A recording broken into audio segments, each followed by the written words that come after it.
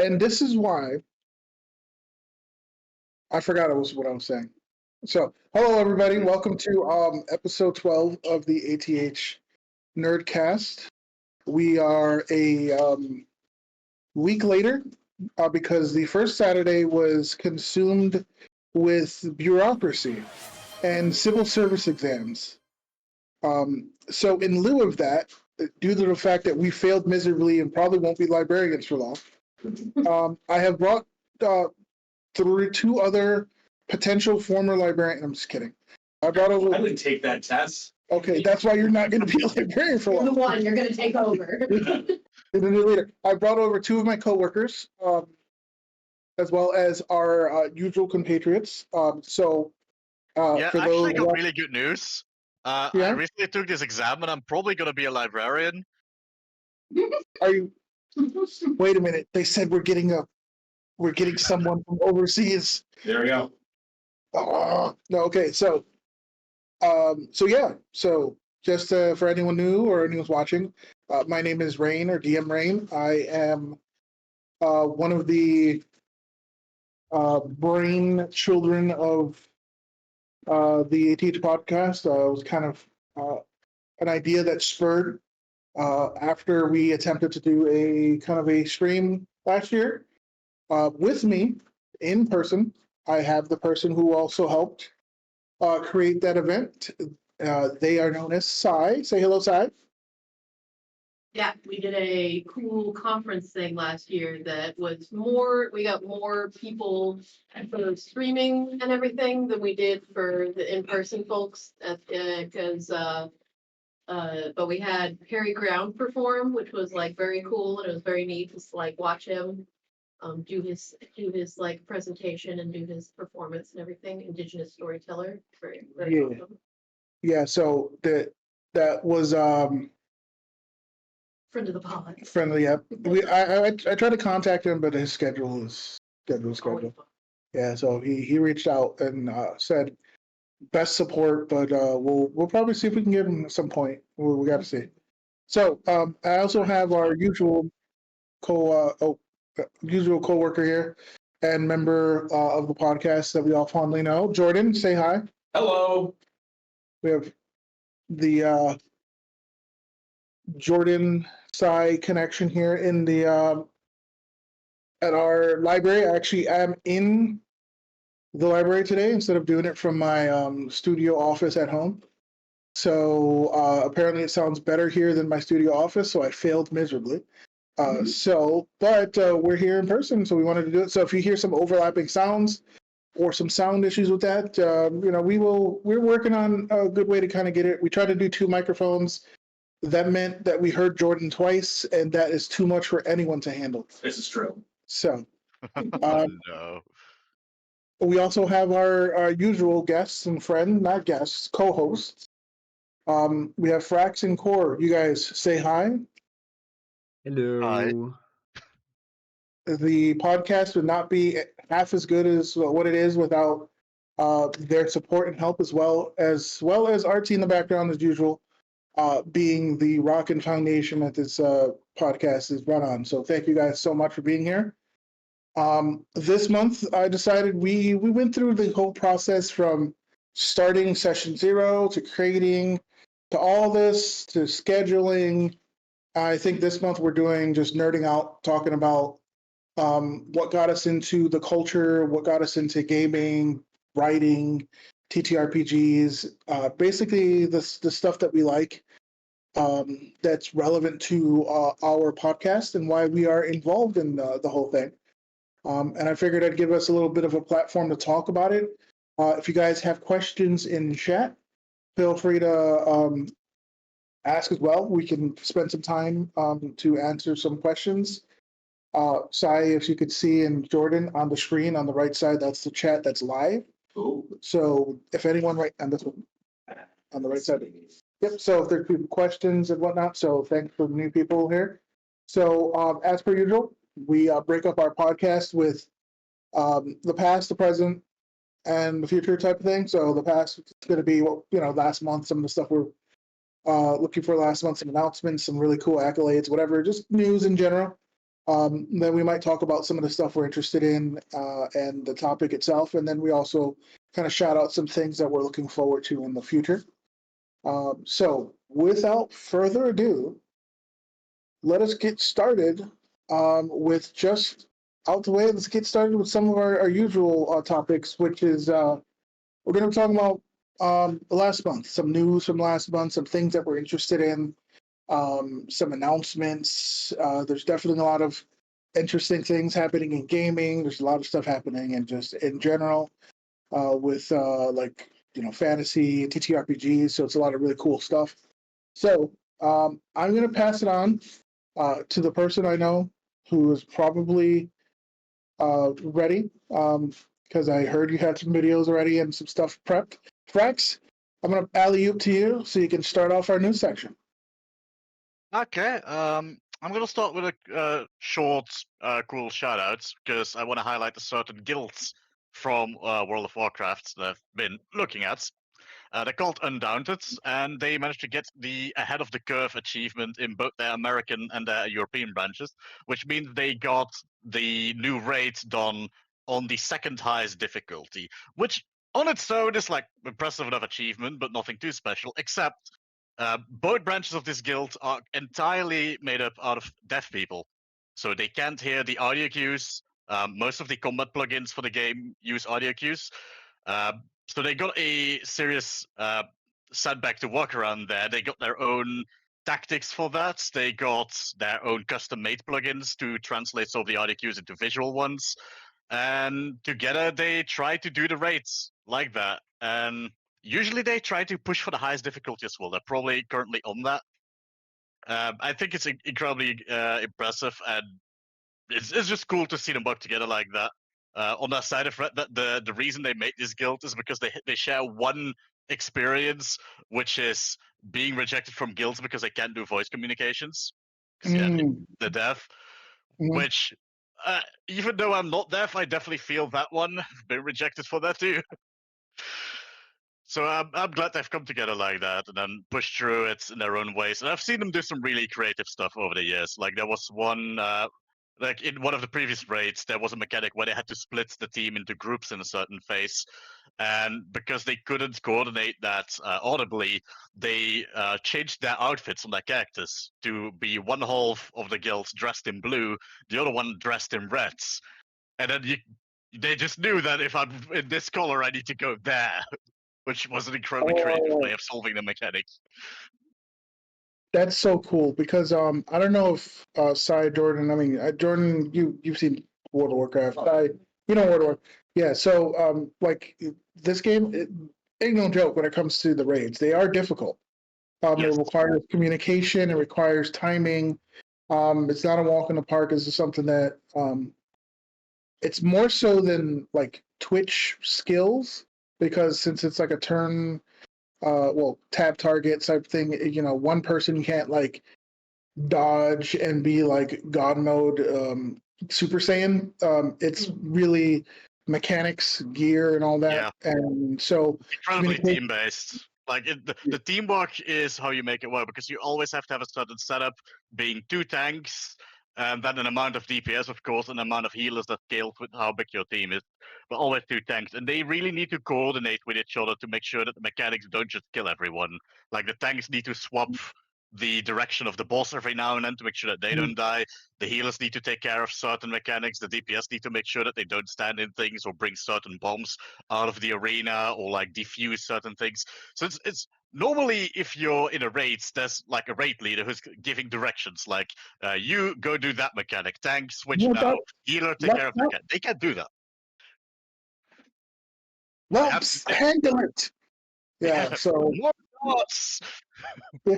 So so the fact that because there are a lot of like you said, plugins and whatnot that help parse through all the data, because there's a lot of effects going on at once to help people, and a lot of it is audio, because audio is a lot easier than visual.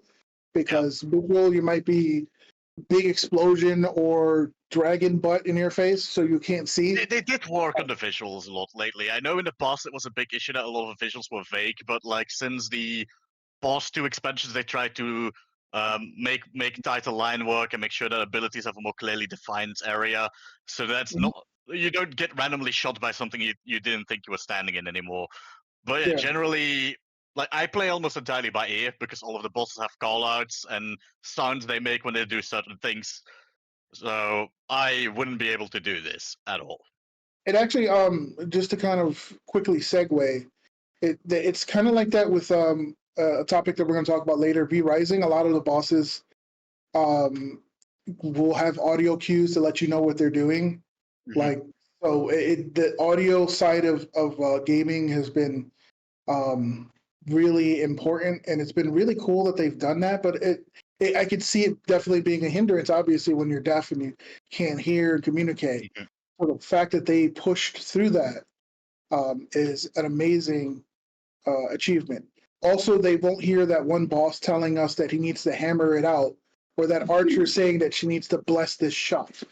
If you guys know what I mean, you know what I mean. Yeah, So repetitive boss lines. yeah, so they bless the shot, bless the Shut! shot. Shut! I'm gonna hammer it out. So yeah, those Yeah. it's fun, but it's sometimes it's like, oh my goodness. So big shout out. That's really cool. I know in the library we have a couple deaf patrons that came in. I helped one the other day fill out an application, and I have to say, in our city, like the deaf community is like it's pretty large. Yeah, there's a Yeah. big deaf pool here, so we have a lot Yeah. of deaf folks. There's one lady that I was helping from the senior center that I was able to really help a lot because we have that language line software. Hmm. And on the screens in here in the classroom, we can like put an ASL interpreter on the screen. Yeah. I was having a little bit of trouble with camera getting it to where you could see right, but I think that worked pretty well and could work pretty well in the future for helping our deaf patrons, where we can like put the ASL interpretation directly on the screen while we're doing like stuff with the computer, so they can help me like explain the technical terms and everything that Yeah. I have trouble with. Yeah, and that phone call I had, or the thing that we had with the group that is going to put that software on our screen on the computers that it works for that has like the dyslexic font, has the different color coded for visual, like like colorblind folk, and a lot of like cues. If there's sounds, there's like a lot of subtitles and closed captions. So that's something that we're working with here. And I got to say, every time I work with one, they're super appreciative, and I love every single one of our regulars that come in. I start to learn like how to say you're welcome and whatnot, because they'll say thank you, and I'll say that you're welcome. So it's really cool to interact with them. So no, definitely big props. I am glad you brought this up because that's awesome. That's awesome. It's good to see that the people that, again, that common theme of that negativity of being rejected, they turned it into a strength and they were able to bond together and complete it, which is cool. So They got some really talented people there. yeah, awesome. And that definitely requires a lot of skill because they're working kind of from behind in terms of they have to work a little bit harder, which is nice. But it also means I mean, it could be like they could focus on the mechanics a bit more, and they might be a lot better than people think because they actually focus on different things. So it's really interesting when you lose a sense and you focus on other stuff, how much Mm. the other senses improve. So, not saying they're quite all daredevils or anything, but There might be some subtle visual cues that like most people don't that, catch or something. that we don't catch that since they're not listening. They're probably more used to kind of catching that. That's kind of cool. So, uh, awesome. All right, cool. So that's a cool first piece of news. Anything else, Frax, or you want to kind of you can take the next topic, or you can pass it on to one of us, and we can kind of go from there. I could take my second piece because that's a very recent one actually. Like that started yesterday. And just need to switch this stuff. This is actually live. This is what Helldivers is currently up to. It's called Station 81. It's supposedly a satellite in orbit around Earth, together with Station 82 to 84, which are also satellites in orbit around Earth.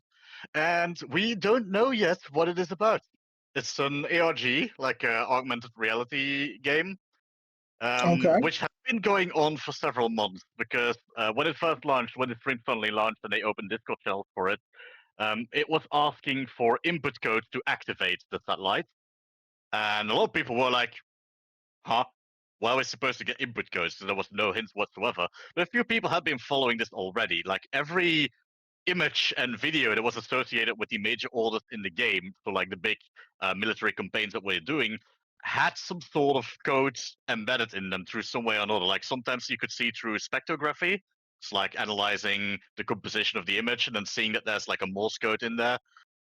Sometimes it was hidden in the audio, and the codes they get from that actually fit into the activation for these satellites, which goes to the current setup, where they're now trying to calibrate data blocks, which are, frankly, I am not too sure. They've gotten to 2 out of 4 by now, and it's based on what you see on the screens of the satellites, which tend to turn off and switch cameras every now and then. For example, currently it's viewing one where the screens divide into squares that seem to light up every now and then.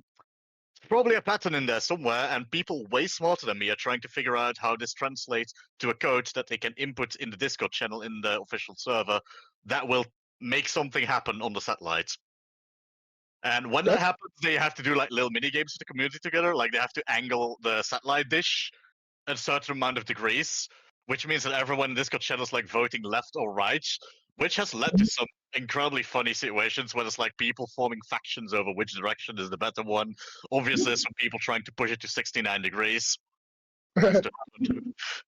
Nice. It's a lot of fun. It's really like a big community effort for something. We don't know for what. All we know is that next week they're probably going to announce a really big update. We don't know what it will be about. It's probably related to this in some way or form. That's awesome. So go ahead. To interject really quick, maybe they launched it earlier, depending on how smart we are. Maybe, who knows? Wait, Who it knows? is the weekend now, and the developers are based in Sweden, so I'm not sure if they will work the weekends because they absolutely don't have to. But Yeah, who knows? and yeah, Helldivers again showing how live service games should be done. Everybody else, take note, please.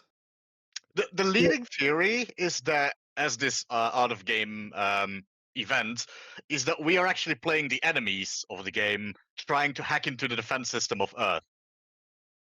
Which, if it's true, I really hope that's true. That like come Tuesday, they reveal this giant invasion of Earth itself out of nowhere. That they're like, yes, you've been playing the enemy all along with this event. You made this happen. That would be incredibly cool.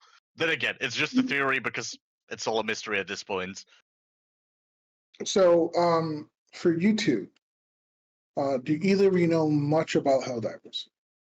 About Helldivers? I do not, but that sounds. I know it's not. My friend's super into it. Okay, so Helldivers is a third-person co-op shooter. It follows in the vein in terms of is its aesthetic and story in like a Starship Trooper style. I mean, it's called Super Earth. Yeah. Basically satirizing though, like American bro and action movie culture. Yeah, and like they're like bringing freedom to the aliens as they stand on it. Yeah.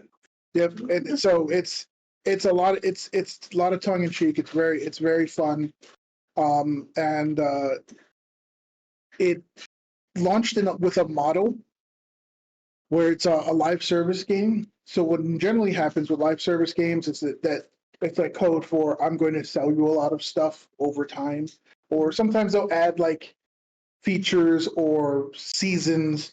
What this game does is there is a galactic map, and there are planets, and the different planets are infested or overtaken by the different factions against Super Earth. And you are essentially doing missions, and as you do the missions, you progress towards clearing the planet or whatever. And it's on a galactic scale, and the studio has GM, plural possibly, but Joel is one of the. I'm not sure if he's still the GM, but like it's a game. He's a team leader. There's a small team behind him, but he's like the big guy that makes the end decisions on the overall narrative of the game. So they basically will come up with like, okay, this planet has like low visibility, but then this thing is free, and this one has extra whatever. And so he's coming up live with events, And that, like for example, the example we spoke about a couple months ago, where it's like, hey, liberate this planet and get mines, or save the orphanage, which doesn't give you any mechanical game benefit.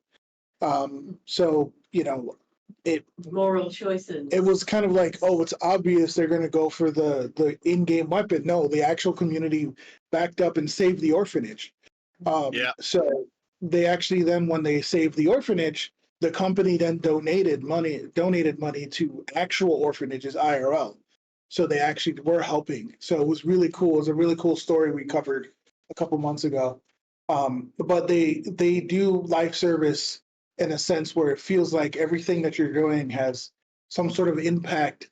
And sometimes it doesn't, because when you finish a mission and you're like, you spend a good hour just like slugging through and barely surviving, and you see the percentage bar go from 1.7% to 1.70001%, like it barely nudges it.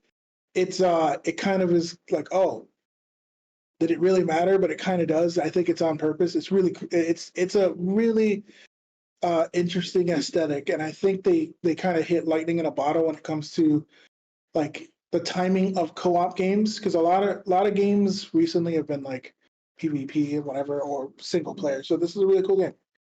So they're coming up with another weird thing where everyone's kind of trying to work together to solve this puzzle, which is really cool. Reminds me of Signalis. Signalis is great. Signalis is That great. space, weird, Mhm. corporate fascism vibe, Yeah. It's satellite. definitely a criticism towards authoritarian governments as well, because like the whole vibe of the player faction is actually that you're supposedly part of this great, amazing super Earth, but like they're not subtle about that. It's very much a dictatorship. But Yeah. it's propagandized to hell and back, and sometimes really on the nose and funny, sometimes more subtle. But it's in those events I really like that the player base and still makes like objectively good shows like saving the orphanage. Yeah. But I think I think most people take the Super Earth and For Democracy in stride as in fun, because Yeah. it's just a lot of fun. And So they yeah, go with like the fantasy of it. yeah. So it's really cool. So definitely nice to see that. And as Core said, take note, other developers, how to do a live service game. Work with your community. It's always really cool. It makes the longevity of the game a lot longer, because again, you're working with the community. Speaking of longevity of a game, I think it's a perfect segue. If Artsy, if you would like to switch to my tab, unless sorry, Core Frax, do you have anything more to add on to the Super Earth here from Helldivers? I'm good. No, Helldivers is pretty much covered. All right. Well, speaking of longevity, another way to maintain longevity of a game is to re-release it on every single platform in different whatever, i.e. Todd Howard, or mods as well. And I'm speaking directly for Oblivion, Elder Scrolls Oblivion, which came out recently. Excuse me. So, Yeah, it was kind of released all of a sudden. One day there was a stream, and then was just, hey, here's Oblivion. It's released now. yeah. So, Artsy, I let me know if you see my screen. I'm sharing You the gotta check your trailer. DMs. What?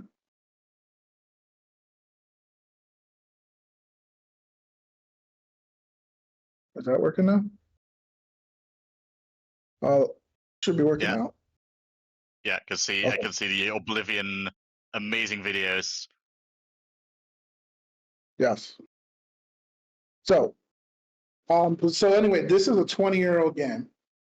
It was a game that came out when I was in high school or finishing in college. I'm showing my age here. Cool. It's a lot of people's childhoods. It's I played Morrowind, so Okay. am I older than you, or am I just old in at No, heart? you're big. You're base. Morrowind's amazing, and I hope they make the next one. So Absolutely, yeah, yeah. As someone belonging to the Morrowind faction as well, I appreciate that comment. I would love to. I think Morrowind would benefit from a remaster because Well, I'm just gonna go a quick tangent. We're nerding out today, Yes. boys and yes. girls, and everything in between. Morrowind's one of the complaints is like, oh, they're swinging, nothing happens. I think with a modern take on it, the whole like RNG of missing and having the enemies kind of not flinch or dodge or whatever, you can see visually more what's happening. I think it would translate very well. But anyway, I'm that nerd that would like go through and like read all the books in Morrowind and like get all the lore and stuff. Like, Oblivion is the same way. Skyrim is the same way. Those games, there's so much lore. You could just spend hours collecting a library. yes, See that plugin? I have done that. I was a thief and I stole everything. Okay, so Nice. you were stealth, right? Yes. Did you have a bow? Yes. You were a stealth archer. Stealth bow. God, I love stealth. The best gameplay. Stealth in Warcraft, I'm always stealth pet archer, where like I've got the pet that goes forward and does the fighting, and then I'm just like arching from the background and just shooting everything. I see. I see. So you're a coward. No, Yes, I'm just kidding. I'm bad at video games, so I'm a coward. Yes. Okay, no, Joe. Okay. But yeah, no, that's absolutely one of the fun ways of playing the whole stealth thing. Is it's really rewarding to be able to like shoot someone as he's mid conversation with someone, and they look, must have been the wind, and there's just a dead body. What happened? It's like, so yeah. But this game came out to almost universal praise. Because they did something super interesting. So a lot of times when they remake games, they change a lot of things. They look at like Final Fantasy VII, the difference between that and its new releases. They changed the entire style of the game. Not it's a bad thing because that game I think is also very good. But they just re-released the old game, and they did a really interesting thing where they kind of layered Unreal Engine 5 on top of it with so there's two engines. So the original game, the original engine handles all the logic, and then the Unreal Engine 5, which is recent, it wasn't out back then. Obviously, I don't know what engine they were out back then, is handling the graphics. So it's kind of just like, if you ever seen the videos of like where they here's a character and here's an AI generator, it almost feels like that. So for most people, it plays the same, which is good, which is fantastic. But it also looks modern. They made a few changes to make some quality of life things, like the leveling system. Like they made it so endurance scales retroactively, so you don't have to scale, because what happens is oh, I don't have enough health. I have to level up health right away. No, now you can. So they did modern quality of life changes. And surprisingly, what they said, they're not really going to be supporting modding. They just wanted to have the game. They're not going to have they're not sure what they can do with modding. Most of the mods and mod makers from Oblivion were a lot of the stuff, it's the same engine. We can just port a lot of it over. So now there's a bunch of mods for this game. So it shows that there's definitely going to be modding support. And for anyone who either hasn't played this or is looking to get into an Elder Scrolls, this is technically a new Elder Scrolls. I mean, it plays pretty modern. There is some of the jank from the normal jank, as I will switch to jank right now. But I think that's part of its charm, because it's a game where they launched a game with AI that actually would do things have schedules and have conversations with each other to give clues, and what ends up happening is you get some really weird moments. They put in AI for pickpockets to pickpocket, which makes sense, except for the fact that sometimes they'll fail. So then the guards will attack them, which again makes sense, except sometimes when the guards are attacking, they swing wide and hit other guards.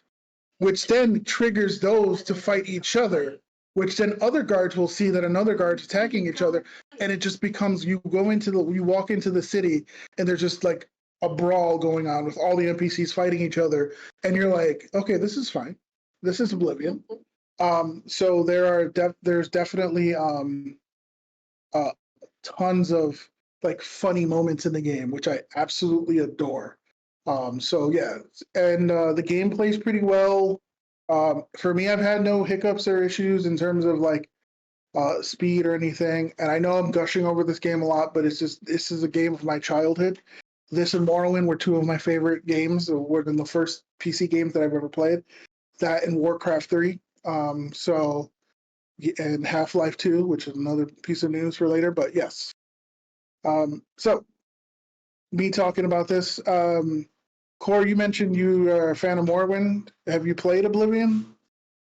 No, I actually missed that because, yeah, I thought about the timeline. I think I was either doing my military draft or was in the first year of college, so I didn't really have time.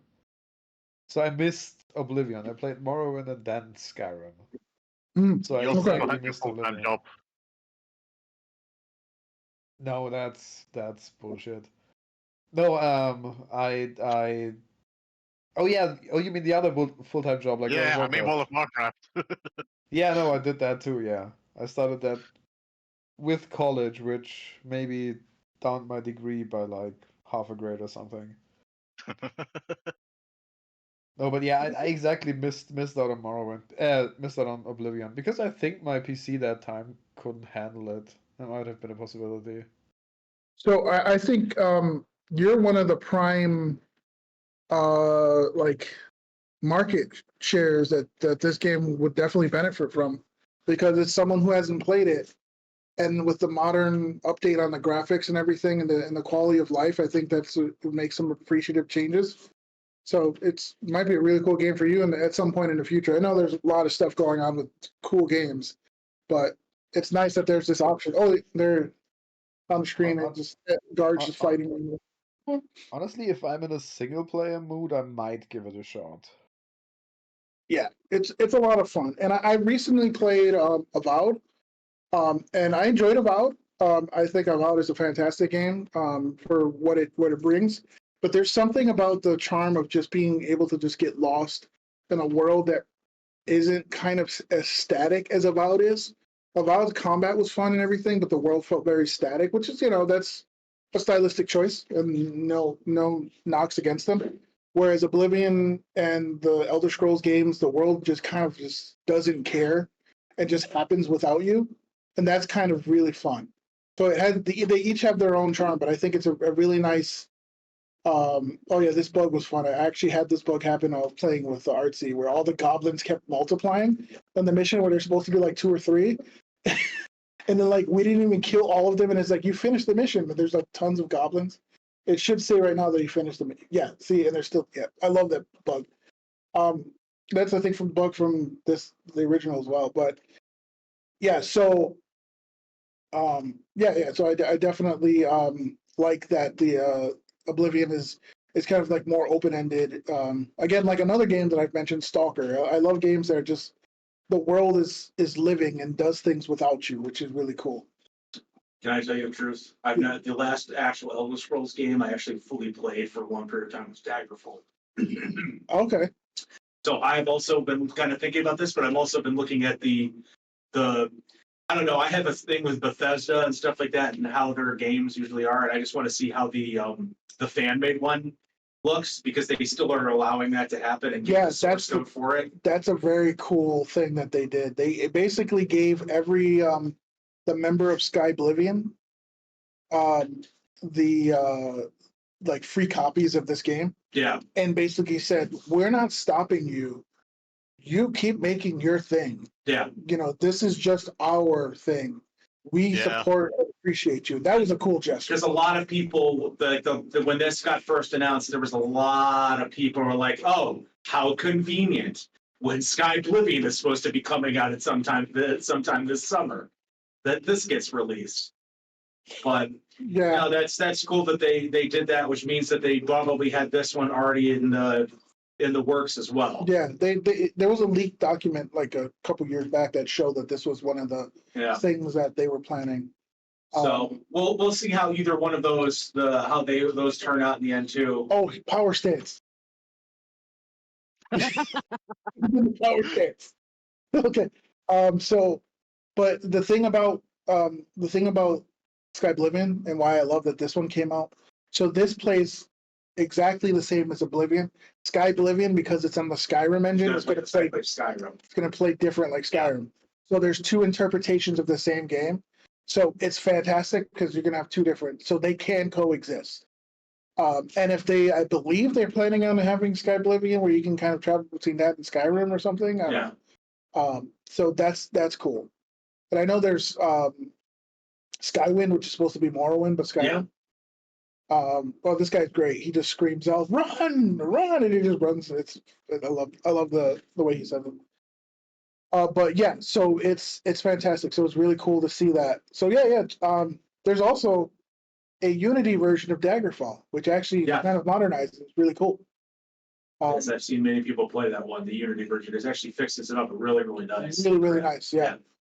I'm not sure if this is a style of game you guys would like for Action Core, but Oh yeah. I've got the combined 1,000 hours in Skyrim, so yeah. But I meant with Daggerfall, with the fact that some of the dungeons will take you upwards of like 8 hours to complete because they're long. Well, I mean, the game just starts throwing you in a dungeon, and then if you make the wrong turn, which there is no signage, by the way, telling you it is the wrong turn to go, and you shouldn't be going down here.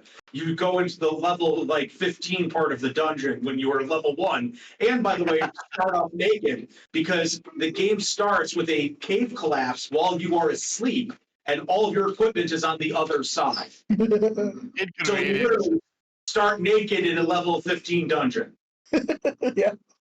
And it's just, welcome to Daggerfall. Bethesda. Will you be randomly attacked by a werewolf as you leave the first dungeon walking to town because you came out of it at night? Yeah. I don't know. It's a possibility. Let's find out. Yeah, Bethesda had no chill back then. It was fucking hilarious. Well, it wasn't Bethesda back then, so Oh yeah, that's right. It was so we're gonna make an in-game map the actual size of England. yes. Well, I'm sure Morgan would appreciate that. It'll be like you just said, getting attacked by werewolves at home. It's just a normal day in England. Right. So Like the map is literally you walking from the southern part of that map to the northern part of that map is literally you walking the distance from London to Scotland. that's nuts. Yes, why not? Yep. So yeah, awesome time to be an Elder Scrolls fan. A lot of cool stuff coming. I mean, it's a big W for Bethesda because their previous game, Starfield, didn't do as great as they wanted.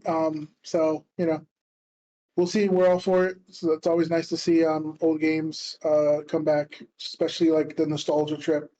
I realized that at least for this game, the nostalgia, the rose-tinted glasses weren't just rose-tinted; they actually were. I'm having a blast. Like I'm having so much fun with this game. the technology behind the remasters is pretty interesting as well, because it isn't like a complete remake or redo of the game on like a modern engine.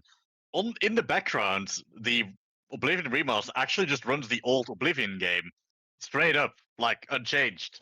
What they did is they added an Unreal Engine translation, basically, that takes what it sees from the old game and swaps out the models and visuals and whatever new mechanics is necessary to make it modern on the fly, which is a really interesting way of doing it. Way more efficient as well. Mhm. Probably saves Yeah. a ton on dev time, and that hopefully opens the way towards easier remasters in general. Like I could see them do this with Morrowind. In fact, I know that one of the earlier test versions of this sort of technology by NVIDIA was actually prototyping it with Morrowind instead of Oblivion. But that was an AI-driven solution that had a different goal. This is Okay. more practical, less intensive application. It is the reason why some people have their computer struggle with it, though, because you are actually running two engines at the same time. Yeah. But generally, it worked really well. Yeah, I think it's older systems or systems that are not optimized that would suffer. So yeah, there is a downfall to it, but it's also really cool where technology is going. To be able to run two engines, so that way you can like, so one team could work on the like basically the brains of the game, and another team can work on the graphic and work on different engines because maybe the brains it's easier to work on a different engine than it is for the graphical one. Who knows? But there's a lot of cool things that could happen because of this. So really nice It to mostly see. meant that they could preserve a lot of the jank that they wanted to preserve, and that they could fix and swap out what they didn't want to keep, and didn't have to redo everything that they wanted to keep as it was. Like it was there already. They literally just could just copy paste that bits, which is really good. Oh, you've never seen Joel? It's such a funny. I'll play it for you after. But it's Yeah, memeing the it's memeing the game. It's in rotoscope. It's in The the greatest animation styles will ever have existed. Rotoscope is what that's called, eh? yeah. Yeah. So you film an actor and then you basically draw over the recording. Yep, and it's funny because it's just making fun of the game, and the Emperor's senile, and he's like, "My day of death is coming," and then the guards are like, "Wait, stop saying that! You're here to guard you. What are you doing?" It's like, "I know, I've seen your face." He says the line, but he kept doing it to every single character. He'll walk up and it's like, "I've seen your face before In my dream. in my dreams." Yeah. So he's like, "Now I must die," and then your character just kills the assassin that's supposed to kill him. It's really cool. I think one of my favorite mods is the one that turns the adoring fan into the emperor.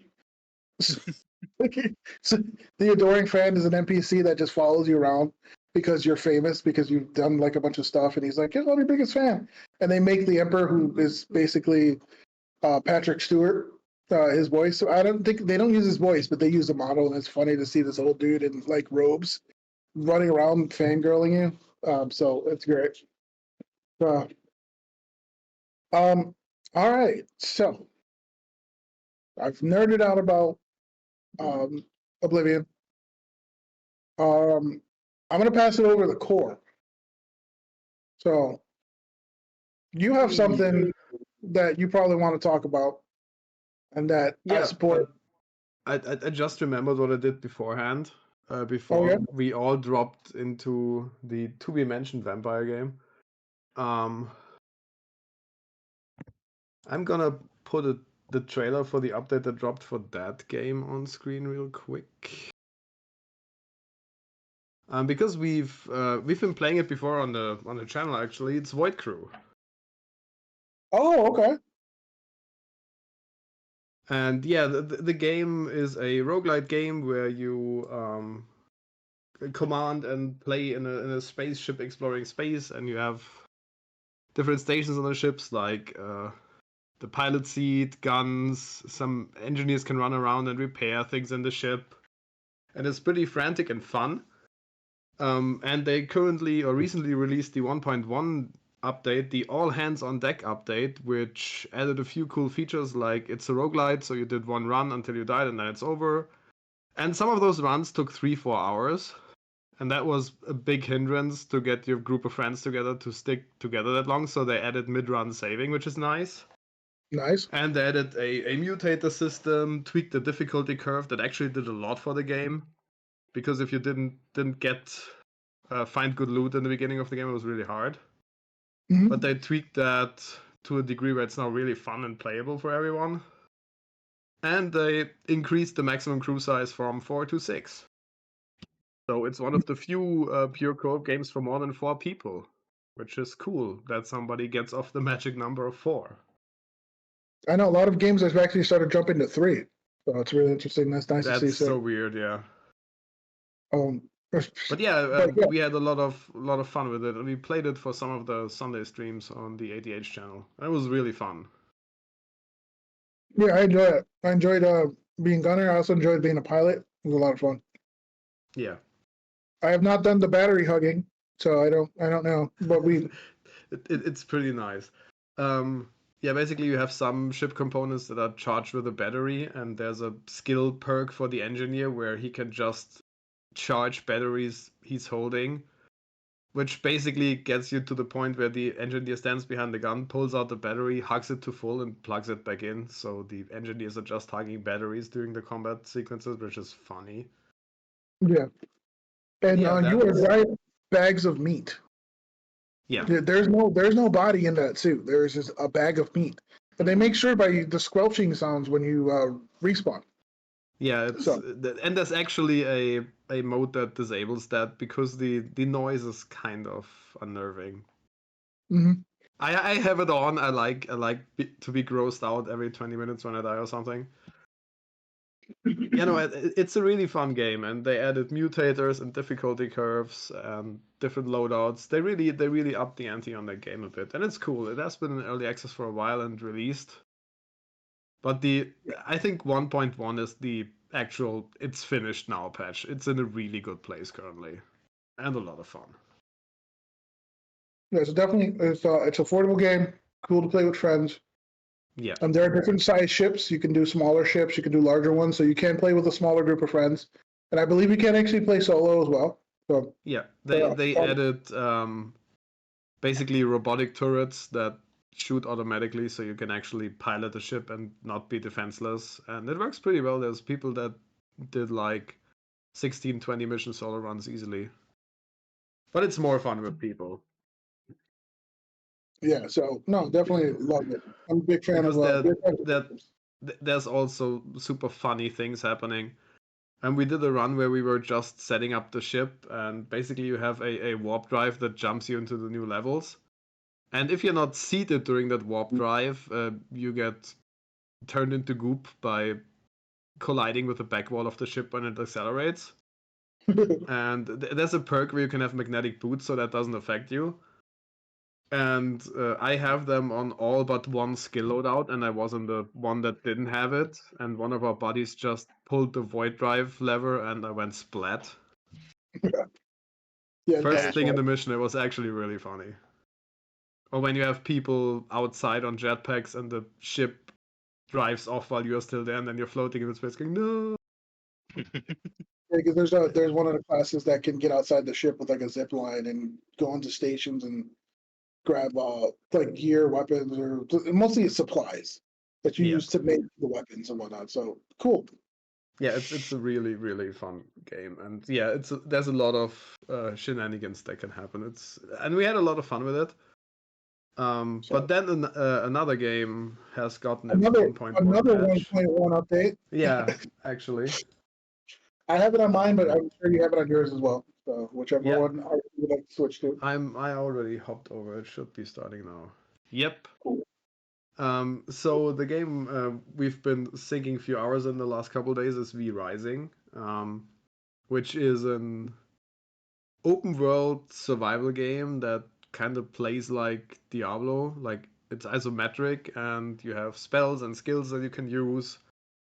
But the progression is basically you get knowledge from different bosses and get new gear and new equipment from that, or new crafting stations for your big vampire castle, and then you get more powerful and progress through the levels.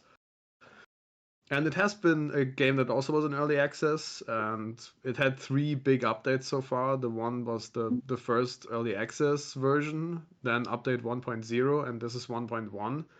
And it's also 1.1 was good and nice, but 1.1 really took it to another level. They added a lot of quality of life, took a bit of randomization out of the grind. It's a really solid update for great gameplay flow, and they added new weapons, new bosses, a whole new area, and yeah, we've had a blast with it.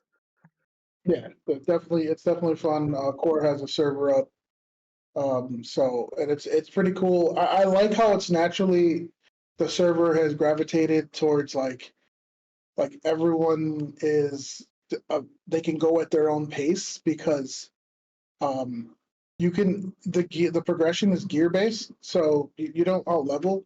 So if you want to go help someone lower, you just put on some lower tier gear and you can still fight normally. So that's always nice. So that's a really fun thing, and it's you get to play vampires. I mean, I'm sure some of us here have played Vampire the Masquerade, right? So um, I I know Sai, you mentioned you like vampires, so yeah. Yeah. I used to play with like a LARP group actually, Oh no. when I lived in Huntsville, Alabama. Okay. So it was like a group of, they called it a theater troupe, so they wouldn't scare people. So it was like basically people who pretend to be vampires, and we would do like, we would act out like these theatrical scenes, like just like at like random locations in our costumes and stuff, and then kind of like map out how the battle goes and like basically. So people walking by are just like, what is it? Yeah, they're so confused.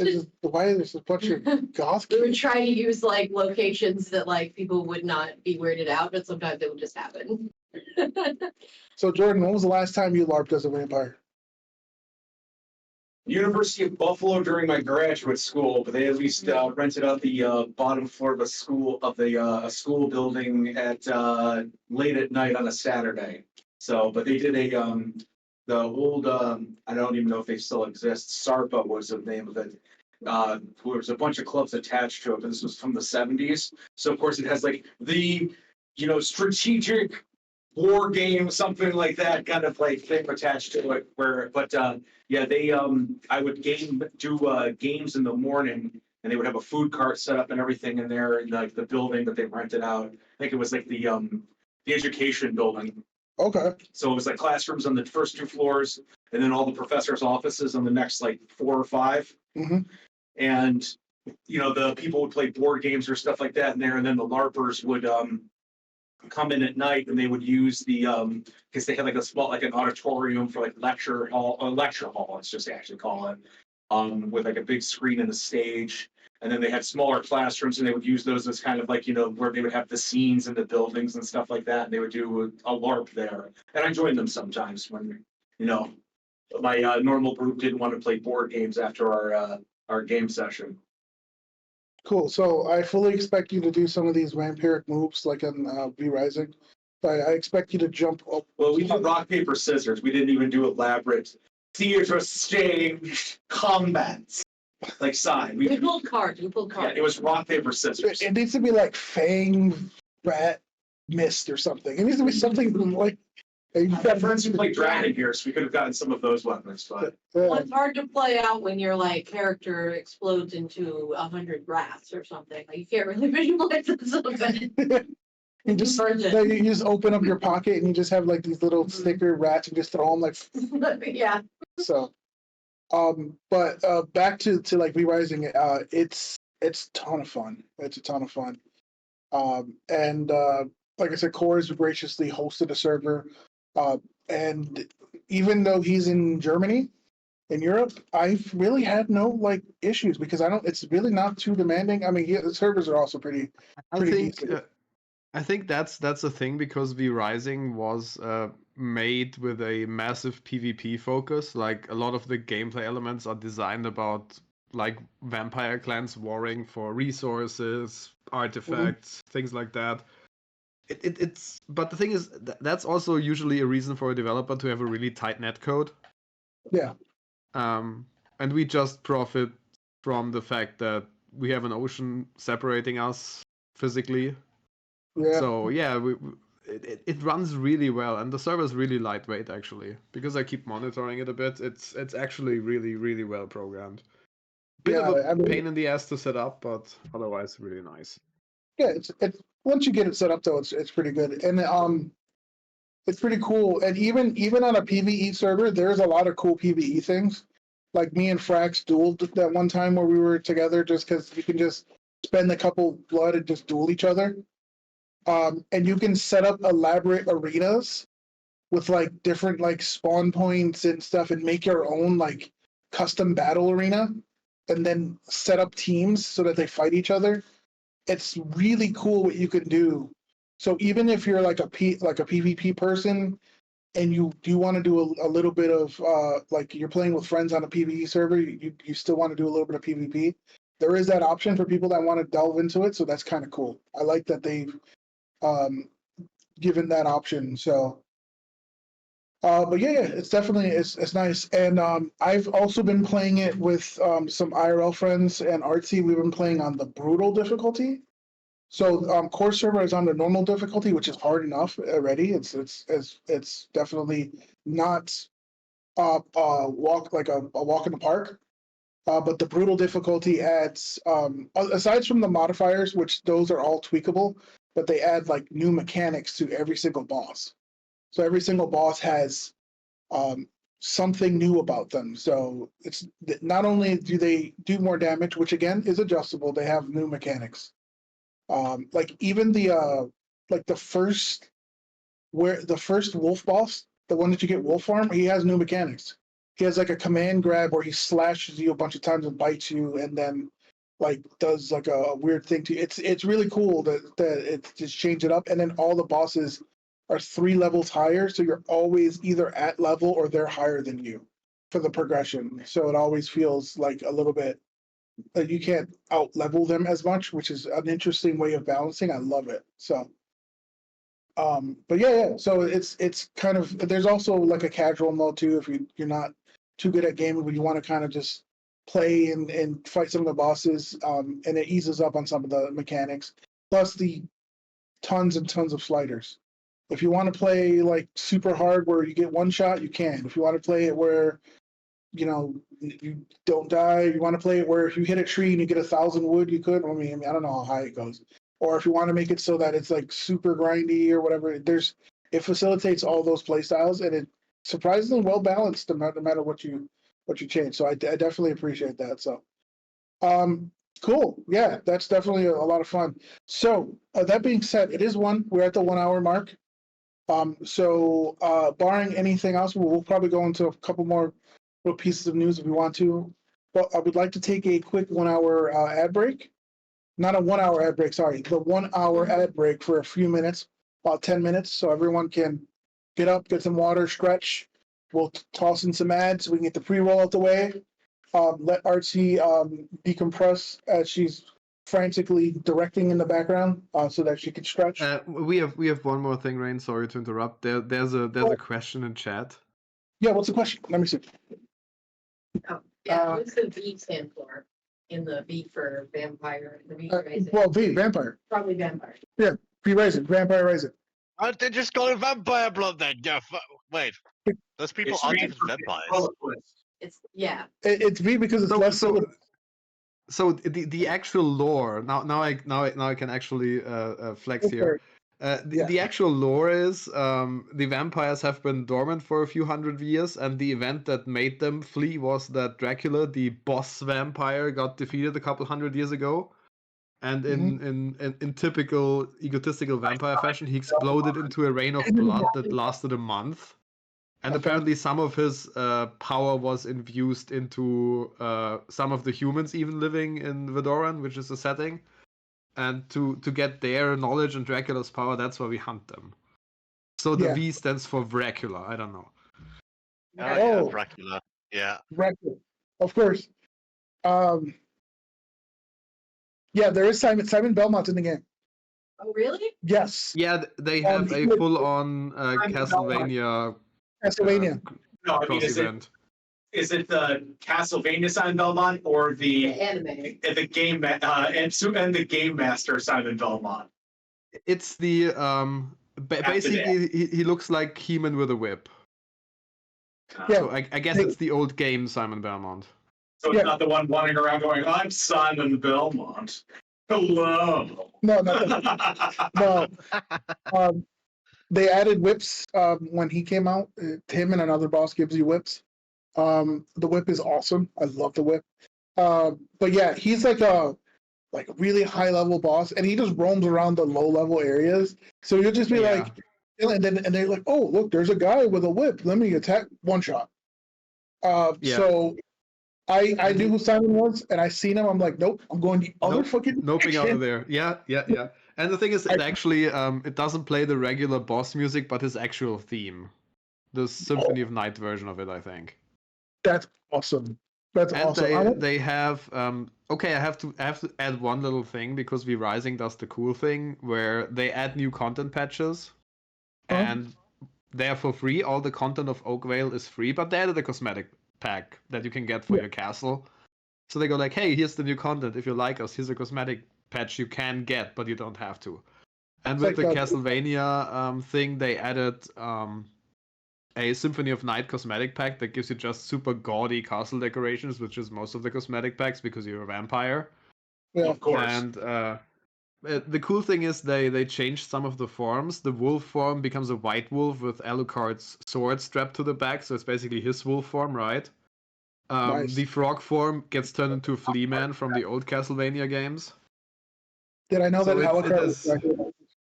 It has really cool cosmetic things. Yeah, like the cosmetic, like he was saying, the cosmetics are really cool and they're super gaudy. They like have these walls with like angels with blood. And Oh, stuff. I've seen that one. I just needed to get out there that you guys know that Alucard is Dracula backwards. Yeah. Yeah.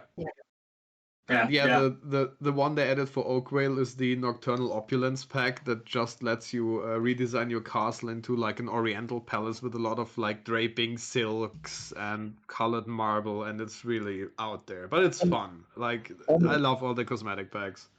oh my God. Artsy got that and went ham with just like, because she fell in love with the drapes and the stuff. So yeah, Let me guess, we're all your castle is purple marble now. Does it allow me to be a hopping vampire? That's my one question. so yes, but also because Adrian or Kelth joined, we also have Witch Home, which is like a wood elf, wood themed one that we're working on too as well. So yes, yeah, it's a lot of fun. And Yeah, the funny thing is we're playing the three characters of our Tuesday campaign, but as vampires, like Brim, Frax, and me.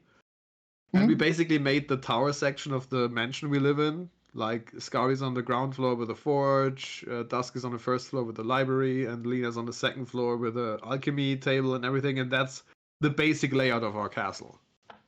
yeah, The treasury. which I got the treasury. Yes, important. If there was a kitchen, it will also be up there, but there is none Yeah. because we don't eat. yeah. So anyway, I mean, the plot machines are up there. They are. Yeah. Close enough. but we could definitely nerd out some more about this, but I do want to do the 1 hour time Yeah. slot break. Yes. So we'll come back and we'll talk a little bit more Verizon about the server, whatever, and then we'll also start talking about some of the things we want to library wise as well, and we'll kind of get to the main topic and we'll hit anything that we missed. I know I want to talk a couple other games as well, but we'll get to that if we can towards the end. We'll shift some of those towards the end if possible. So thanks for everybody who's sticking with us so far. We're going to take a quick 10 minute or so break. Now, feel free to hydrate, walk around as we will go for a break and keep spamming hydrate. So Frax will still keep drinking even during break. Please. Yes. All right.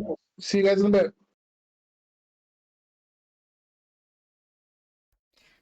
And you guys are muted.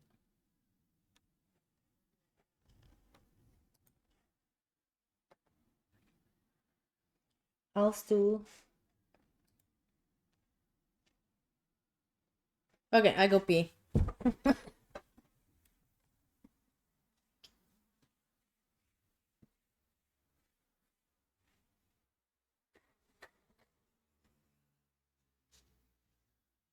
No, they're not.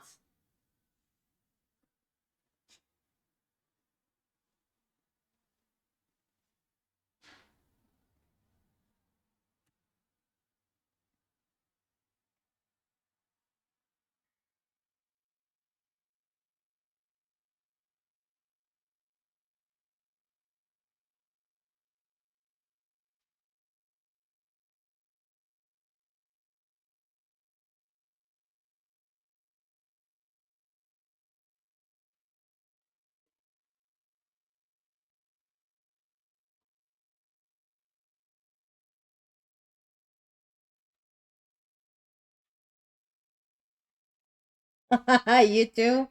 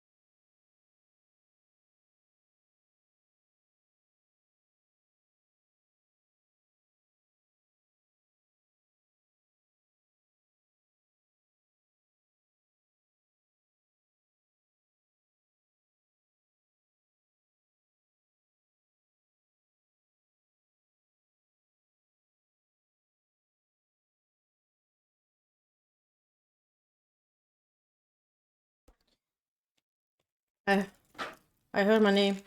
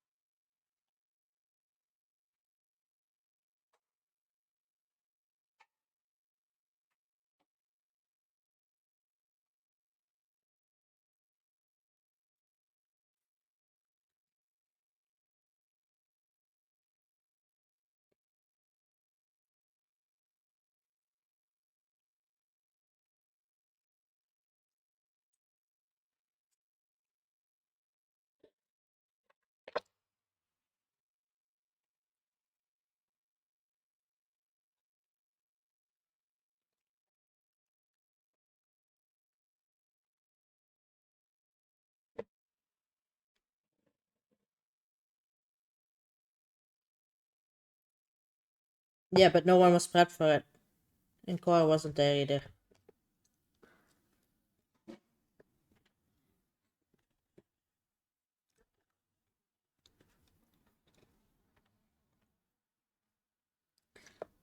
Well, somebody has to keep up the fort, you know?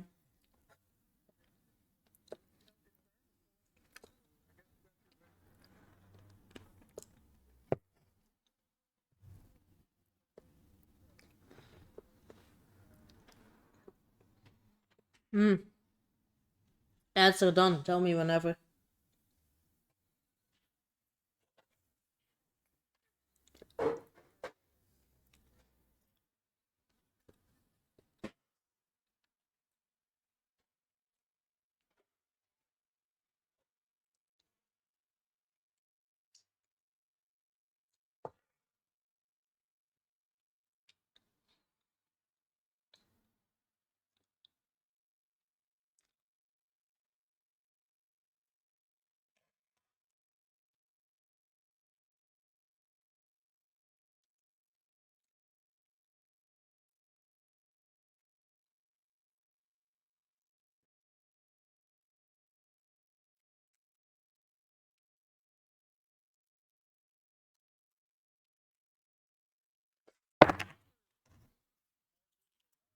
Really?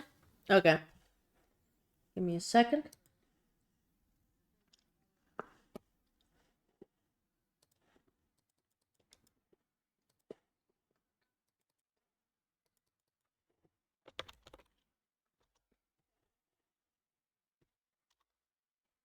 Give me a second. I'm fixing something. You guys are going live in 3, 2, 1.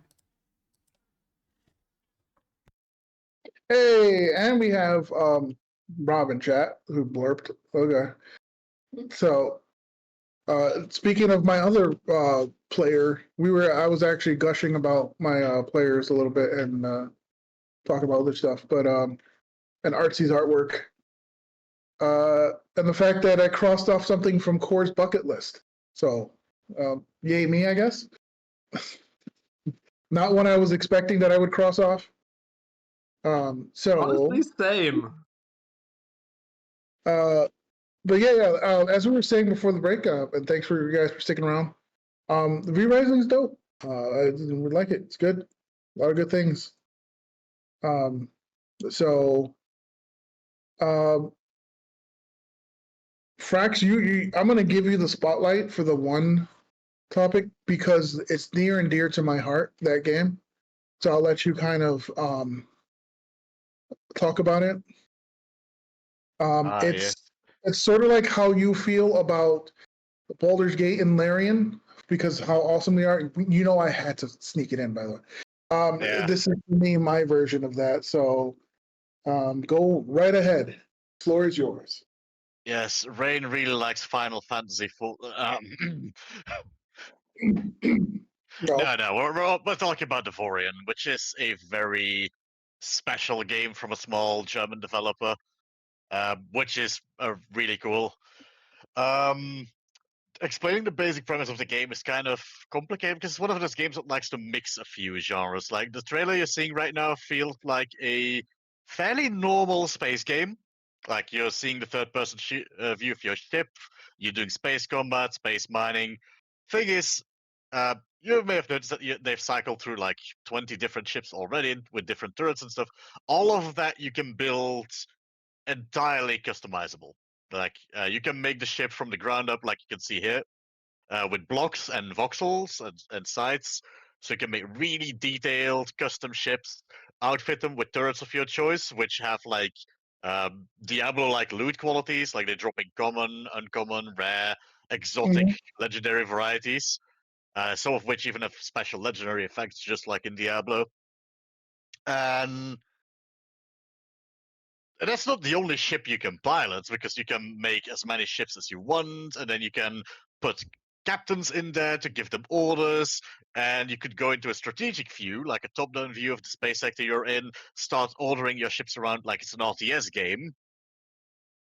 And yeah, aside from all of that, it's got like an RPG progression system where you start at the edge of the galaxy, with iron as your main material, and the closer you get to the core, the more you advance through the material tier and unlock new technologies and new ship systems, like integrity fields, so your blocks don't get shut off, shields, fighters, teleporters, that kind of stuff.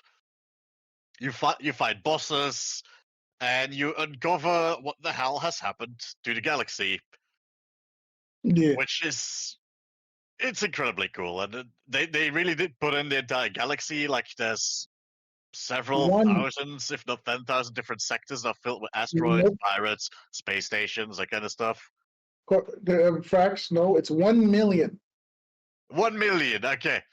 But It's you 1 see million them zoom sectors. out a few times in the trailer, and then you see how many tiny squares it is.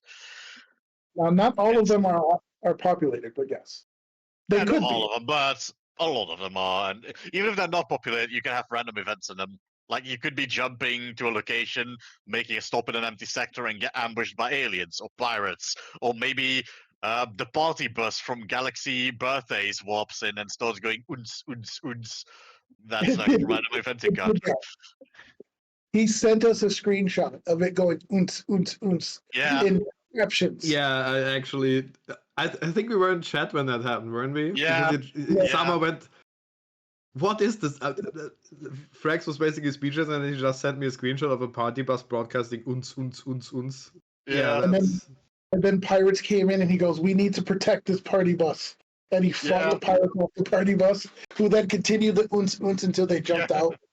It's like, okay. I defended the party bus until they moved on. I was prepared to lose everything to wreck my ship before the party bus got destroyed. That was funny. But yeah, it's part action RPG, part space simulation, part RTS, because you can actually zoom out and give orders, and Yep. everything is AI generated, and they'll fight on their own, like an RTS. There's actually a button, right? It's on right now on the screen that lets you basically control your ships like an RTS. Yep. You can have one giant ship, or you can have 100 small ships, so it's fun. But yeah, definitely awesome shout out to that game. I have a server of that running. So Frax can jump between that and V-Rising, so you're welcome from both of us. At the same time, like I've had I've been playing sometimes. Like I was playing actively in V-Rising and killing bosses there. Meanwhile, on Avorion, I had that open on my second screen. My ships are set to auto modes, like I give the captains that are on their orders, which they keep repeating, basically to just destroy every pirate that tries to ambush the sector I'm in. And so while I'm playing V-Rising, my captains are destroying pirates and collecting a ton of loot. And my space stations keep selling their resources for money, and my miners keep gathering resources. It can be very hands-off if you like outfit your fleets with captains that are themed after their jobs. So you can have miner captains, scavengers, admirals, smugglers, traders. Like it's amazing. You could also do like Kelth would be very hands on and custom build his Protoss fleet and have swarms of fighters and aim his railguns manually, and he's getting into it too, and that's a lot of fun. That we have another, because I think last time was mostly just me and you, Playing now, it's me, you, Kelf, and I think Mega has joined a little bit, though he is V-Rising as well. So, so yeah, the V-Rising is very distracting. yeah, so but yeah, I just wanted to give it that a quick shout out before we forgot about it. We have a couple more shout outs at the end for other things or games we're excited for and things we want to talk about. But let's get on to our main topic. And this is where the librarians and all of us, all you guys will probably have a lot to say. It's our main topic is just nerding out. What got us into the culture, why we're here, why we work at the library, some of the cool facts about libraries, some historical things, just overall in general. Without further ado, I would pass it off to you, Sai, because I know you have something that's really interesting that you want to talk about. Do you want any kind of pre-roll footage up on or anything? Do you have anything? No, I don't have any. I didn't have any time to get any images together or anything for it, so I just got a little. We can vibe and see what happens. So I will put the video that will eventually, from time to time, have Jordan on it running, Okay. which is just a report on a tabletop thing. So if you want to run that artsy on my screen, so we have something going, and then I could switch to the VOD at some point. Yeah. But yeah. But the floor is yours. Okay. So I'm a weird history nerd too, and I'm like specifically a nerd about like weird conspiracy theory stuff, but it's true though. Okay. And I found, and there's a really cool one that I remember from library school that I wanted to tell everybody about because it's very like relevant to like modern day events and everything and things that are happening now. I wanted to talk about what we call sunshine laws from the McCarthy era. Okay. So I did a little history research to make sure I had all my facts straight because I'm actually not super great at history. I just like the stupid conspiracy theories. Uh-huh. So in the McCarthy era, for anyone who doesn't know, Joseph McCarthy was a senator from Wisconsin that essentially held politically motivated and explicitly xenophobic witch hunt against anything associated with Russia or communism as an ideology, which was associated with anti-American degeneracy. So first, they started with libraries. They did like an international outreach effort, and they defunded all of those. And then the libraries, they started removing red books, which was like anything un-American from the international education libraries, which the U.S. maintains for public education, because they wanted only American libraries for only American values, and there were book burnings internationally outside of the American library buildings. And they hunted down a bunch of government employees who suffered a bunch because that would be us. We were talking about civil service exams earlier. The conservative Senate had some justification for questioning if like people working for the government and whatnot were loyal to the government and things like that. So since it's hard to pin down political ideology, though, they mostly conflated communism with any un-American behavior and specifically targeted government workers for things like sexual perversion, which opened up the floodgates for specifically targeting gay and queer people. One of the main sources that I saw about it said that more gay people were removed from government positions or fired than actual communist people. Oh yeah, there's Jordan. He's in the video. So that was bad, right? Mm-hmm. And sounds kind of similar to things that have currently started happening recently in the United States. And so how this is really super relevant to public libraries is the loyalty boards started targeting books and authors. So some of those red books that they burned were things like they interrogated Langston Hughes, and they interrogated Dashiell Hammett.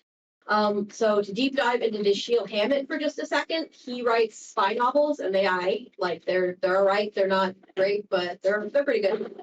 But they really hated him for reasons that had nothing to do with communism because he was don't get me wrong, he was probably a communist. But what they specifically interrogated him for was they wanted the contributor list for the Civil Rights Congress, which they claimed was a communist organization. Now, the Civil Rights Congress was the two-stroke punch of like litigation and public relations that launched the civil rights movement in the United States, which has just had a bunch of victories at the time. And we're about to have some more victories. So, and it's how everybody knew about Rosa Parks. They raised the national profile of the civil rights cases internationally. So the United States were shamed into doing something about segregation in the South. The Senate labeled that organization, its only crime was having an effective organizing strategy to do things the right way and win public opinion. And they just labeled it as communist and anti-American. So you see where this is going. So when you try to bend culture to your whims, you want people to educate others to educate them correctly. So next they targeted professors. Specifically, they targeted Harvard and Columbia University, which have recently also been targeted for some reason. I don't know why. So they had Senate hearings of professors there questioning people's loyalty to the country based on whether they had ever attended a communist interest meeting or a book club or something like that. These professors just straight up lost their jobs. There were famous actors and directors and producers in Hollywood that got blacklisted and lost their jobs. Dashiell Hammett, the author, lost his career. One of the people they interrogated from the State Department committed suicide, which was a big national story. And then there were military hearings. So the witch hunt only ended when they had all the power in the world and could interrogate anyone they wanted and bully them into saying anything they wanted, but they still couldn't turn up any convincing evidence of any claims of un-American activity that they were claiming. They were just bullying people they didn't like out of government. So anyway, one of the things that targeted libraries specifically were these Sunshine Act regulations, and they are still on the books. It's weirdly hard to find information about them when you're just Google searching. But the government documents describing the legislation are available on the Library of Congress website. I downloaded a copy since the Librarian of Congress just got fired the other day. Yep. So anyway, if I remember correctly from grad school, these laws authorize federal agents to walk into any public library and ask for any record there at any time. And the librarian has to turn over people's personal data and could not inform the people of that the data had been turned over, effectively a legal gag order, without any warrants or anything like that. So now libraries believe in intellectual freedom as one of our primary things. So some people think that some books they disagree with shouldn't be in libraries, and that's kind of silly because if I want to read Mein Kampf, for example, that doesn't mean I'm a Nazi. I could be like examining the historical context of it or reading it any kind of different way, different psychological lens, anything. So every library, in my opinion, should have at least one book that you don't like in it, or it's not a public library because the public isn't a homogenous unit. We're diverse and fluid, and so the library should be too. That's like one of the main library tenets is intellectual freedom. So libraries fought back against the Sunshine Act in two ways. One is that we stopped maintaining records on what people read. This policy remains today. Libraries scrub records by default unless you opt in to having your reading history maintained in some apps that are connected to library systems. But the library systems themselves scrub your reading history. Yeah. Our government accessible data doesn't keep it. The reason for this is that the McCarthy era loyalist boards wanted to send people to the library and look up people's reading history to see if they might be communist sympathizers.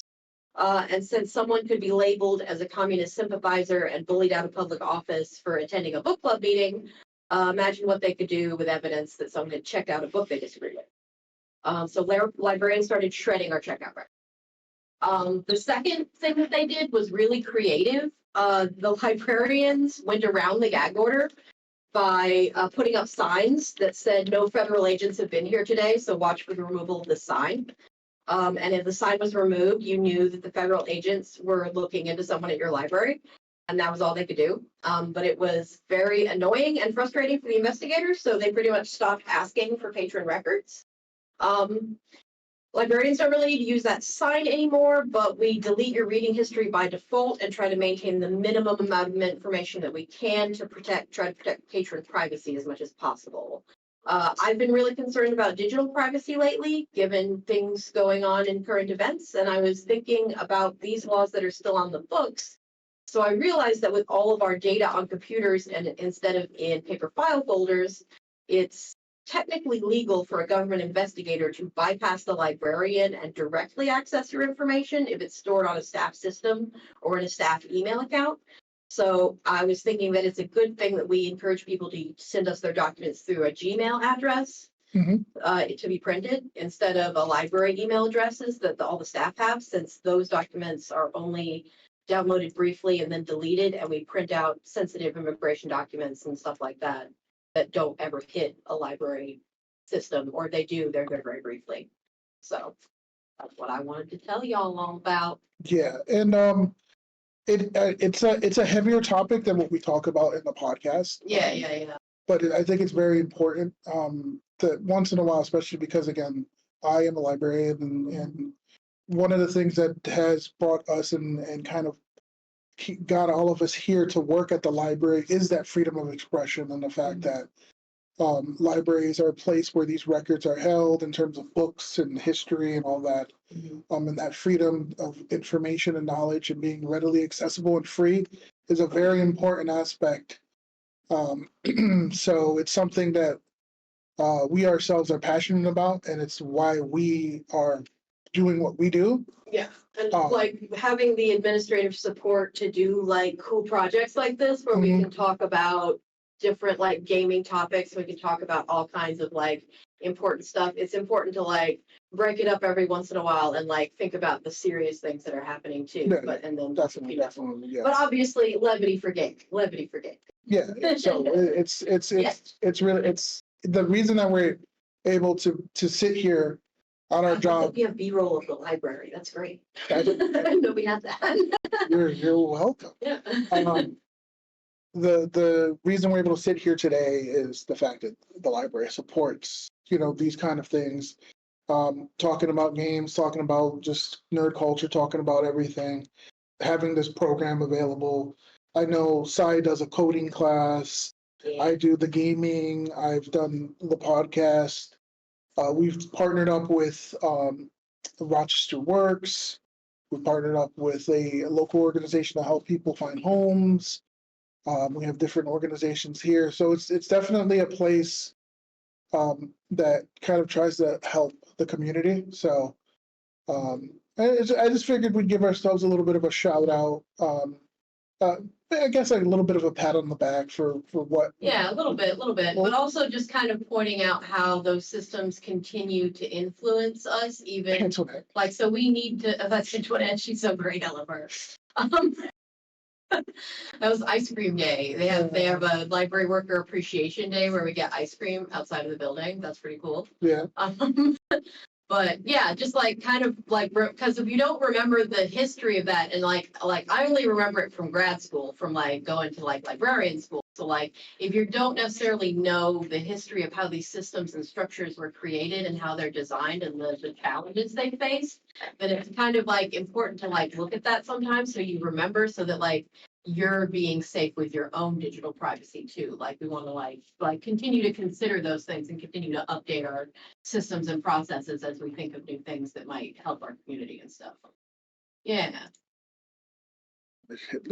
So yeah. So just kind of a reiteration. As far as librarians are concerned, libraries will always be this free space that we'll fight for free thought, to be able to look up things and whatnot, and hopefully it continues to be that way. Your shoulders fine on you or anything. Yeah.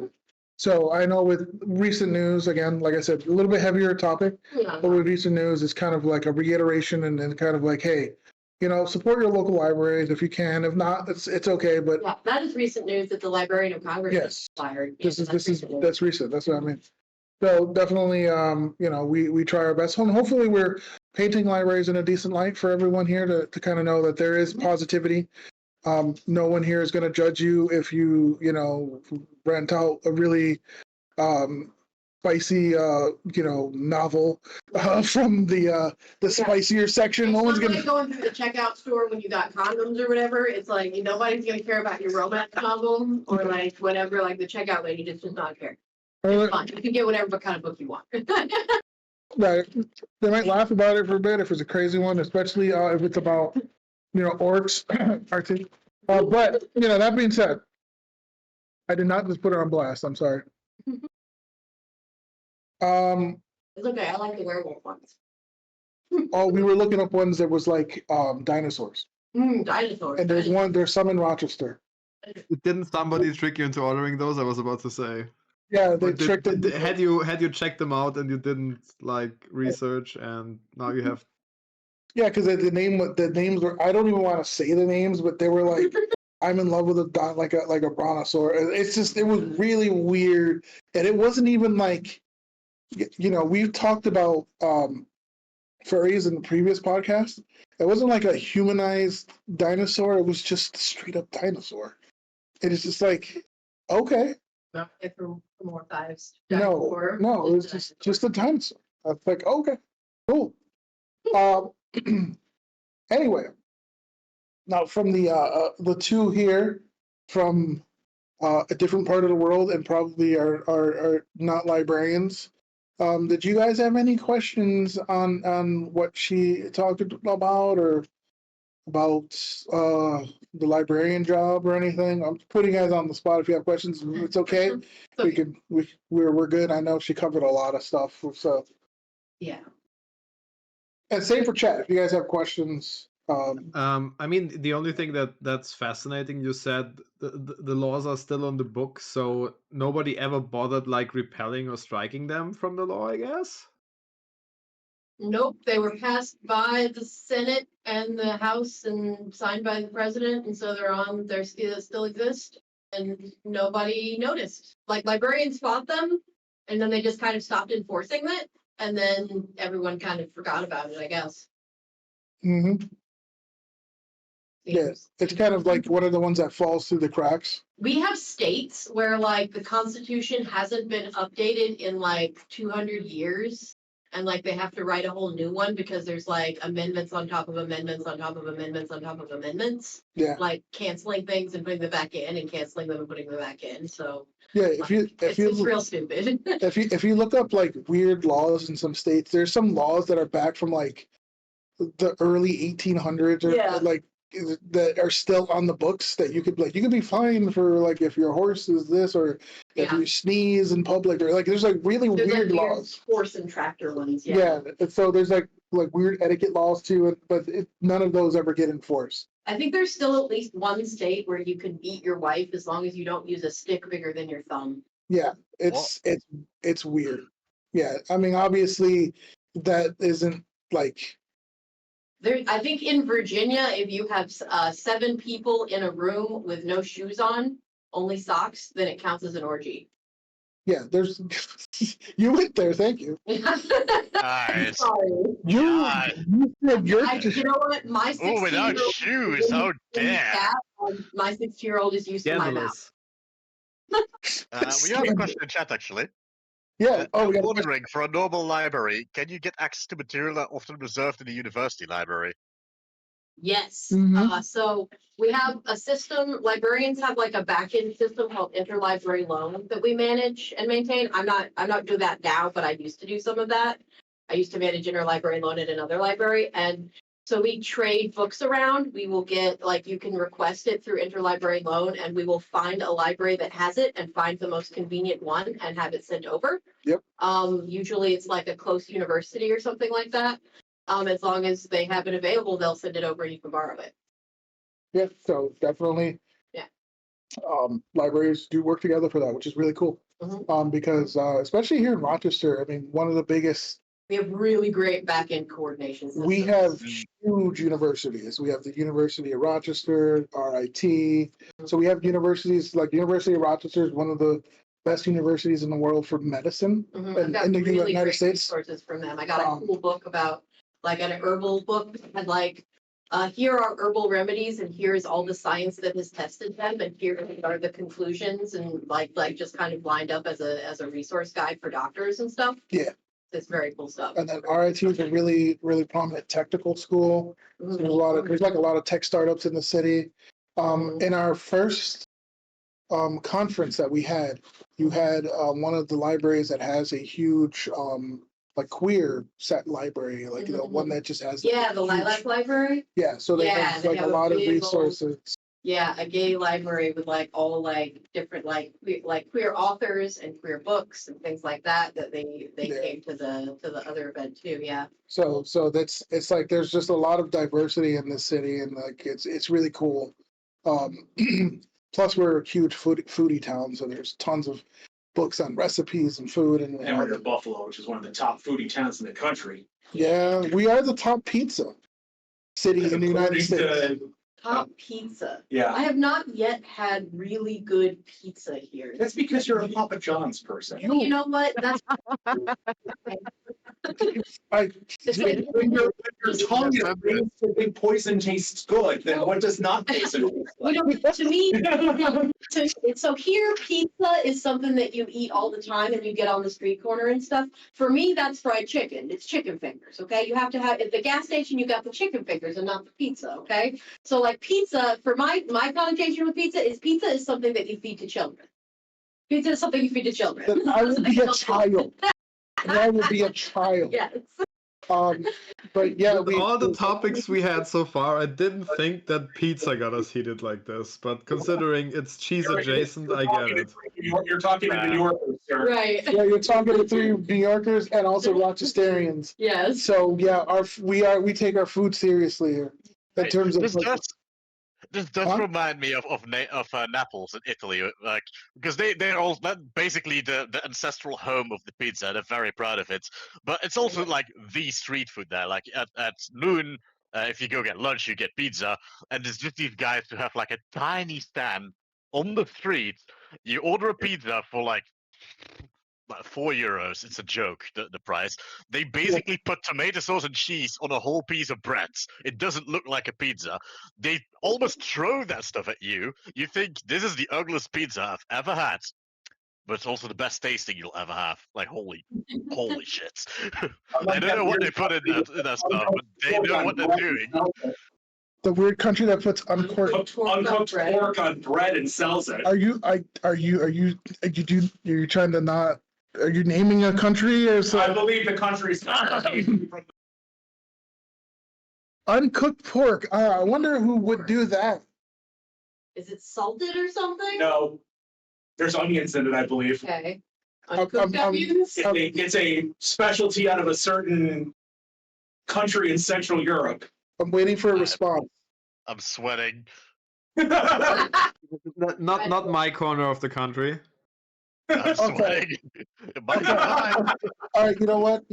He's actually safe from because his. Fine, we'll use currywurst then. That's the big one in Germany. Currywurst. Yeah, that's accurate. Also the minced pork with raw onions on a bun is not my corner of the country. Which one is that one? That's the unscrupulous one, if I remember correctly. That's North Rhine-Westphalia. I'm Bavarian. It's where the Saxons are from, so the people that invaded England. So that makes sense. Wow. I didn't think the Brits would catch culinary strays with this, but here we are. Listen, I'm not telling you what Bavarians eat as street food, but thanks for the follow. Hey, I had Bavarian food. It was awesome. Like there was this cheesy, meaty mix. No, there's no meat in it. It's actually just a cheese bread. It was actually invented to sell camembert that was about to go bad. Okay. I mean, just give me the camembert, and I. Yeah. I mean, you just need that was really good. Your cheese problems are gone. Well, I mean, you'll have a cheese problem because you'll be lacking cheese, but yeah. I don't have a cheese problem. My problem is an amount of cheese.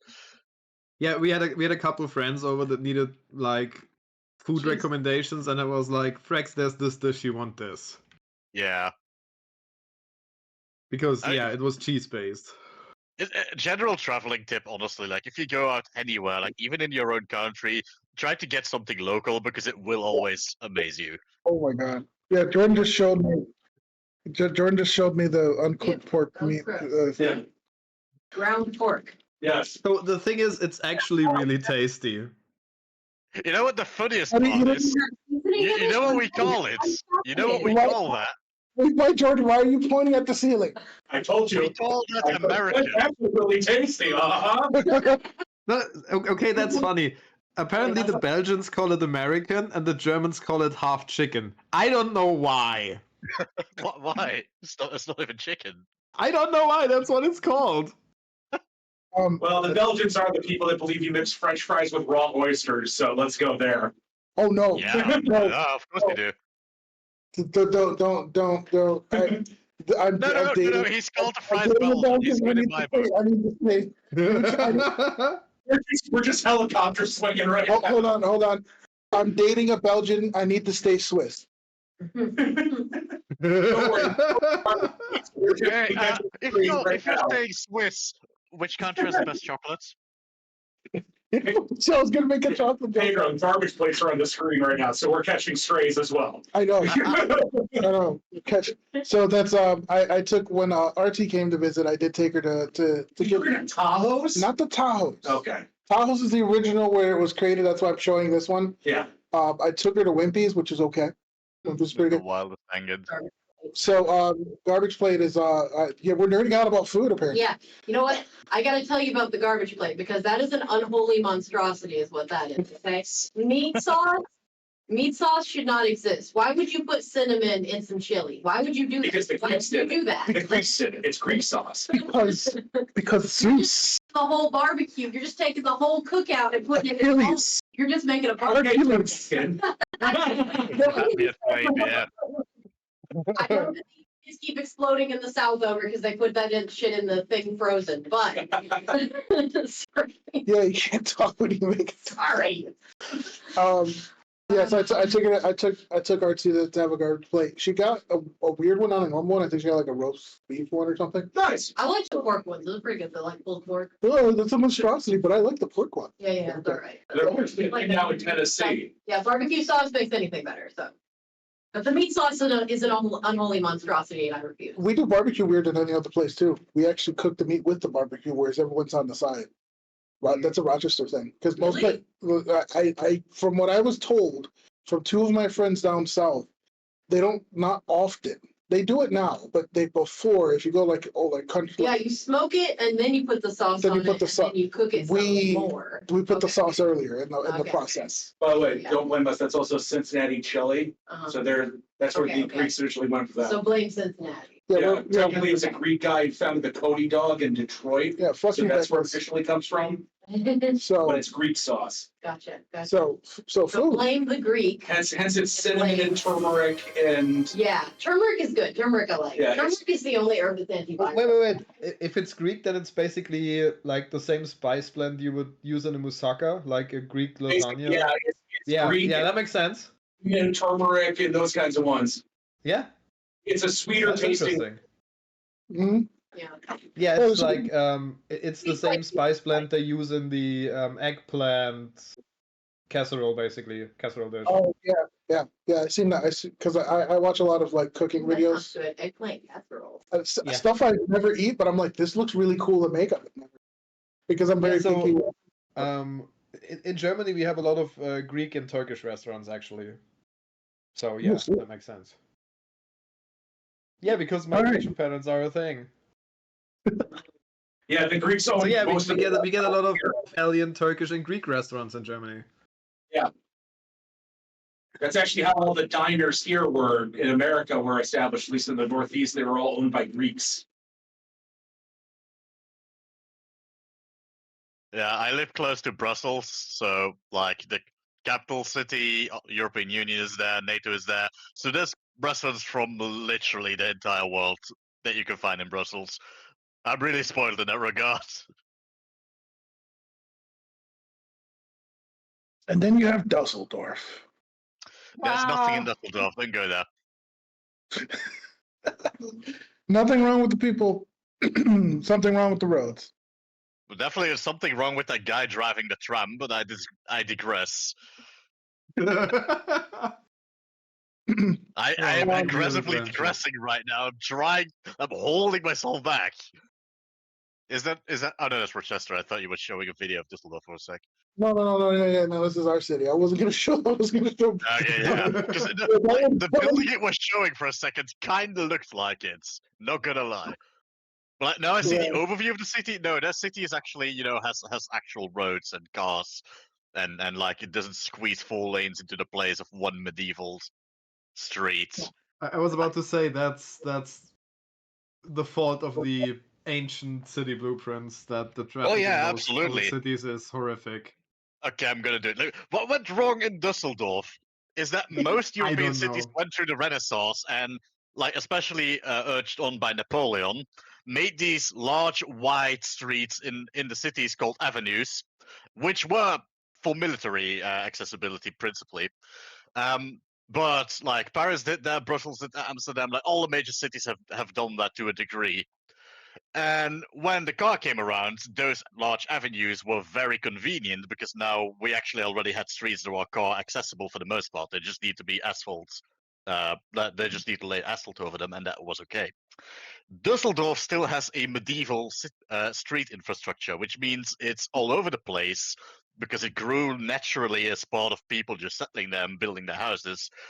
And they forced cars into that. That's a recipe for complete and utter chaos, especially when you also start putting tram lines in there. Yeah, absolute. So I hated driving there. I went on Google Maps and even I couldn't click on the roads to turn a corner because it was too small. Yeah, it's like, incredibly small. like okay, I can't even drive on Google Maps. Imagine in a car. Yeah, So, I'm fortunately I'm the owner of Fiat Punto, which is like a very small Italian streetcar. It's actually made for those tight European cities. So I got through it, but like I imagine if you go through that with like any remotely normal sized car, or God forbid, like an American sized car, American I'm pretty sure that most American pickup trucks would not work in Dusseldorf at all. No. You'll need both lanes, I'm pretty Yeah. sure, and you will not find parking space. Yeah, Nowhere. let me park my Sherman tank here. You laugh like that, but we got a Sherman tank parked in Belgium. Oh shit. Okay.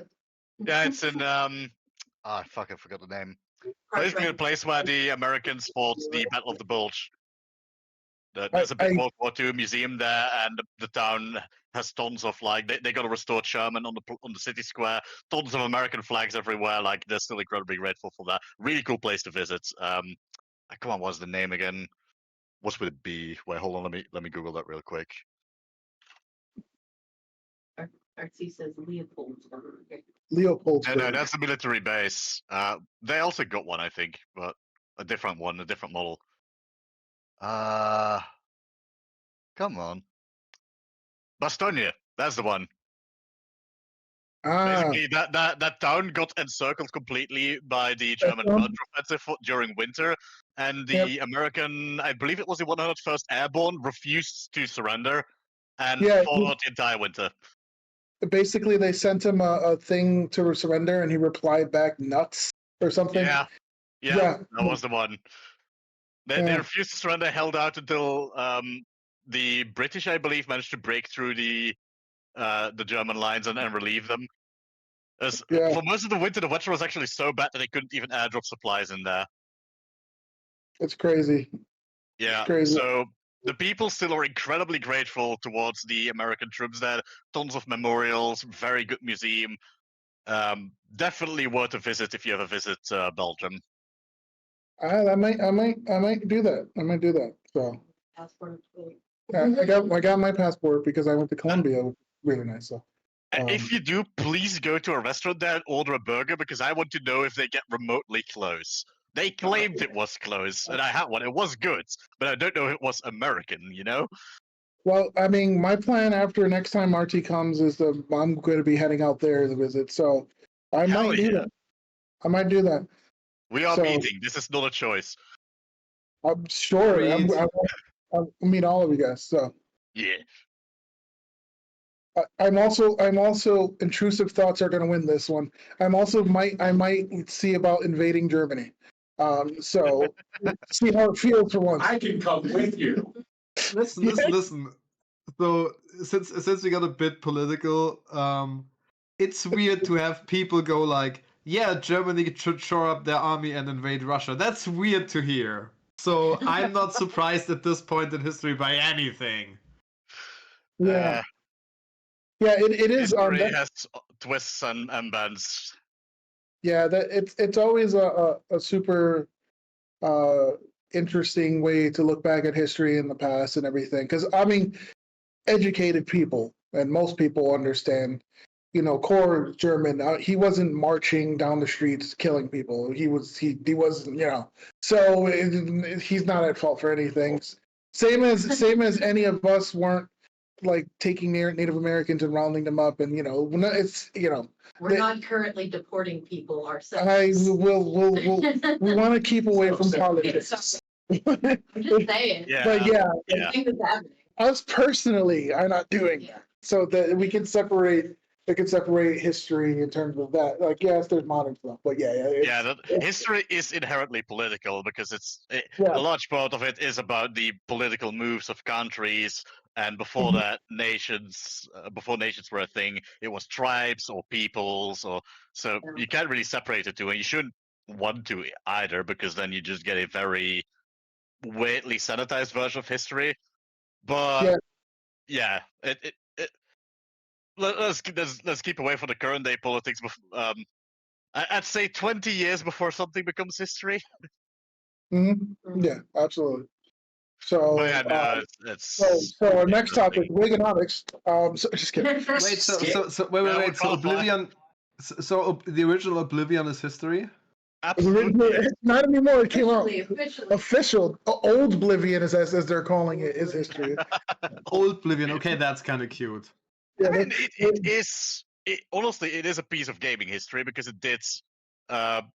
It did make the RPG genre a bit bigger than it was. Like Morrowind, Yeah. obviously, was a first in there, and there's a few other games that really were like pioneers. But I feel like Oblivion was one of the games that really was more popular than most RPGs when it released. Like it really made an impact. and it hit Kind of like. Okay. Oh, yeah, just kind of like compared to recent releases to Skyrim afterwards, that was also way more popular than most RPGs. The original Dragon Age games, Baldur's Gate 3. I knew it was coming. I was about to say. Yeah, Oh, I yeah. was waiting for it. I'm not elaborating, but like one of those games where like, okay, the genre is okay now, then a new game comes out and just explodes. You forgot one. I Age of Empires. Oblivion was one of those. Yeah, Age of Empires did that for RTS to a degree, especially Age of War- Empires 2. Warcraft 3. I mean, Warcraft 3 is gaming history because Warcraft 3 Yes. not only did Warcraft 3 help RTSs, it spawned MOBAs because that was it was actually StarCraft 1, but Warcraft 3 did elaborate on it. And it also Warcraft 3 is directly responsible for World of Warcraft, which also hit the boom of MMOs. So Is that also responsible for League of Legends. yeah, that's why I said MOBAs, Yes. like League of Legends and all that. So yeah, so Warcraft 3 is a huge like historical game because of the fact that it some of the biggest gaming trends came from that game itself. And things like Call of Duty, even though many of us may not play it, that's also history because that's a huge population of gamers play those Call of Duty, the casuals, the hardcore. So like Quake and GoldenEye, I'd say, for Call of Duty, like Quake and GoldenEye are definitely like the first really big shooters. GoldenEye was great with we had one tiny TV and my uncle had the 4 controllers and we're over here shooting. Stop looking at my screen. Why'd you pick Hot Yeah, oh my god. I remember those days. We had when that came out, I was living in an apartment complex and we had 2 people that had an N64 and each had 2 controllers, and basically every other day you would see one person with 2 controllers running over the like central yard to the other person with 2 people in tow so we could play GoldenEye. That's awesome, yeah. I really remember that. GoldenEye somewhat like I don't know what it was. I think it was because it had a fun campaign and a good multiplayer, and Yeah. I think it's just that the 4-player came in with the N64, so that did a lot, and maybe that's the reason why co-op games still are 4 players. That I could think be it's that. also that GoldenEye introduced some of those like class dynamics, because I believe it had roles like Oddball, for example, No. was really memorable. No, Um, Was that it was Quake? just No, Odd Job was just cheating because you were shorter. But yeah, no, there was no. yeah. Basically, Oddjob is the guy from the Bond movies with the throwable sharp hat, right? Yeah. And he just was a head shorter than the other characters, so your regular aim distance was above his head. Yeah, Which but I is mean, like, dumb. that, Was I think taller that did than all inform like the movie. classes in Yeah, a he way. was taller than all the people in the movie. Why It's did like he? they confused him with the guy from The Man with the Golden Gun, who was the midget assassin. Yeah, Um, because I think Oddjob was played by an actual wrestler. Like he was a really big dude. He was played by God, I forget his name, but he was also in the Arnold Schwarzenegger movie The Running Man. oh, that guy. Yeah, was he the guy with the By the way, flamethrower? awesome movie. No, he was Sub-Zero, the guy, The opera- evil. Yeah, Oh no, the evil hockey. I thought it was the Yeah. opera dude. No, the opera guy was the electric guy. Yeah, God, that movie Yeah. was great. Running Man is fantastic. it is. Old Arnold Schwarzenegger movies are great. yes. So I the weirdest tangent to Running Man, the moderator from Running Man. Do you know who played him? Yes, he was the original host of the Family Feud. And before that, he was in the cast of Hogan's Heroes. Oh, nice. Oh, Yeah, the Brit from Hogan's Heroes from the regular main cast. That's the moderator in Running Man and the host of Family Feud. Newman, I think. Don't remember. But yeah, weird how you see those faces again. I mean, just Um, because I can. Are you putting up the trailer for Running Man? Oh my god. Yeah, I would like to give a shout out to Video Ninja. The fact that I can open a tab and search, and then click a button to say share this tab when I'm ready, rather than it showing my status. Yeah, that's him. That's amazing. It's great. But yeah, Running Man is. Our old Arnold movies are fantastic, and Arnold Schwarzenegger is a treasure. I love Arnold Yeah. Schwarzenegger. I love the fact that someone tried to drop kick him recently and hurt themselves. Listen, he might be old by now, but I don't think he lost too much of that muscle. No, Maybe yeah, showy parts, but I think he's still like a fucking titan. He is. He actually, one of the things he's doing now is pranks as he goes around and wears like a disguise and like acts as a personal trainer in some LA gyms. yeah. Wow. Oh yeah, I've seen that. What was the I've other also thing? I've also seen a fairly recent video where he was doing the awards presentation at a bodybuilder competition, and like Yeah. the guy he's handing the first prize to just starts tearing up that it's Arnold Schwarzenegger giving him the prize. Like, Yeah. the trophy was secondary at that point. Yeah, I He think got there to was be one the competition legend. they even did the Conan wheel as like the final thing. Like people made it Oh yeah, and put it out there, and like one guy actually he won because he was actually able to do a full circle with it. the Wheel of Pain. Yeah, They actually had I was watching that the other day. They were just doing it. It's like they lift it up because they have to lift it and like go Yeah. around. But they made it look like the Wheel of Pain. That was really cool. So yeah, like and that's for all fantasy fans, the old Arnold Conan movie is a must-watch. I Oh, yeah. love that movie. It's so good. the music is iconic. Yeah. The movie itself, even though it's you could say it's a little cheesy and hacky, it's still like fun because it's well Yeah. acted. God, freaking the casting was fantastic. Obviously, Arnold Schwarzenegger was great, but James Earl Jones. oh yeah, Yeah. And Oof. honestly, the thing is, for me, the first Conan movie kind of feels like the proto D&D movie because it is such a D&D party feel to it. It's such a classic, sufficiently wonderfully cheesy hero's journey movie. It's really nice. I love it. Yeah, definitely. And speaking of Conan, the Conan survival game is fantastic too. So I just want to give a shout out to Funcom for Yeah.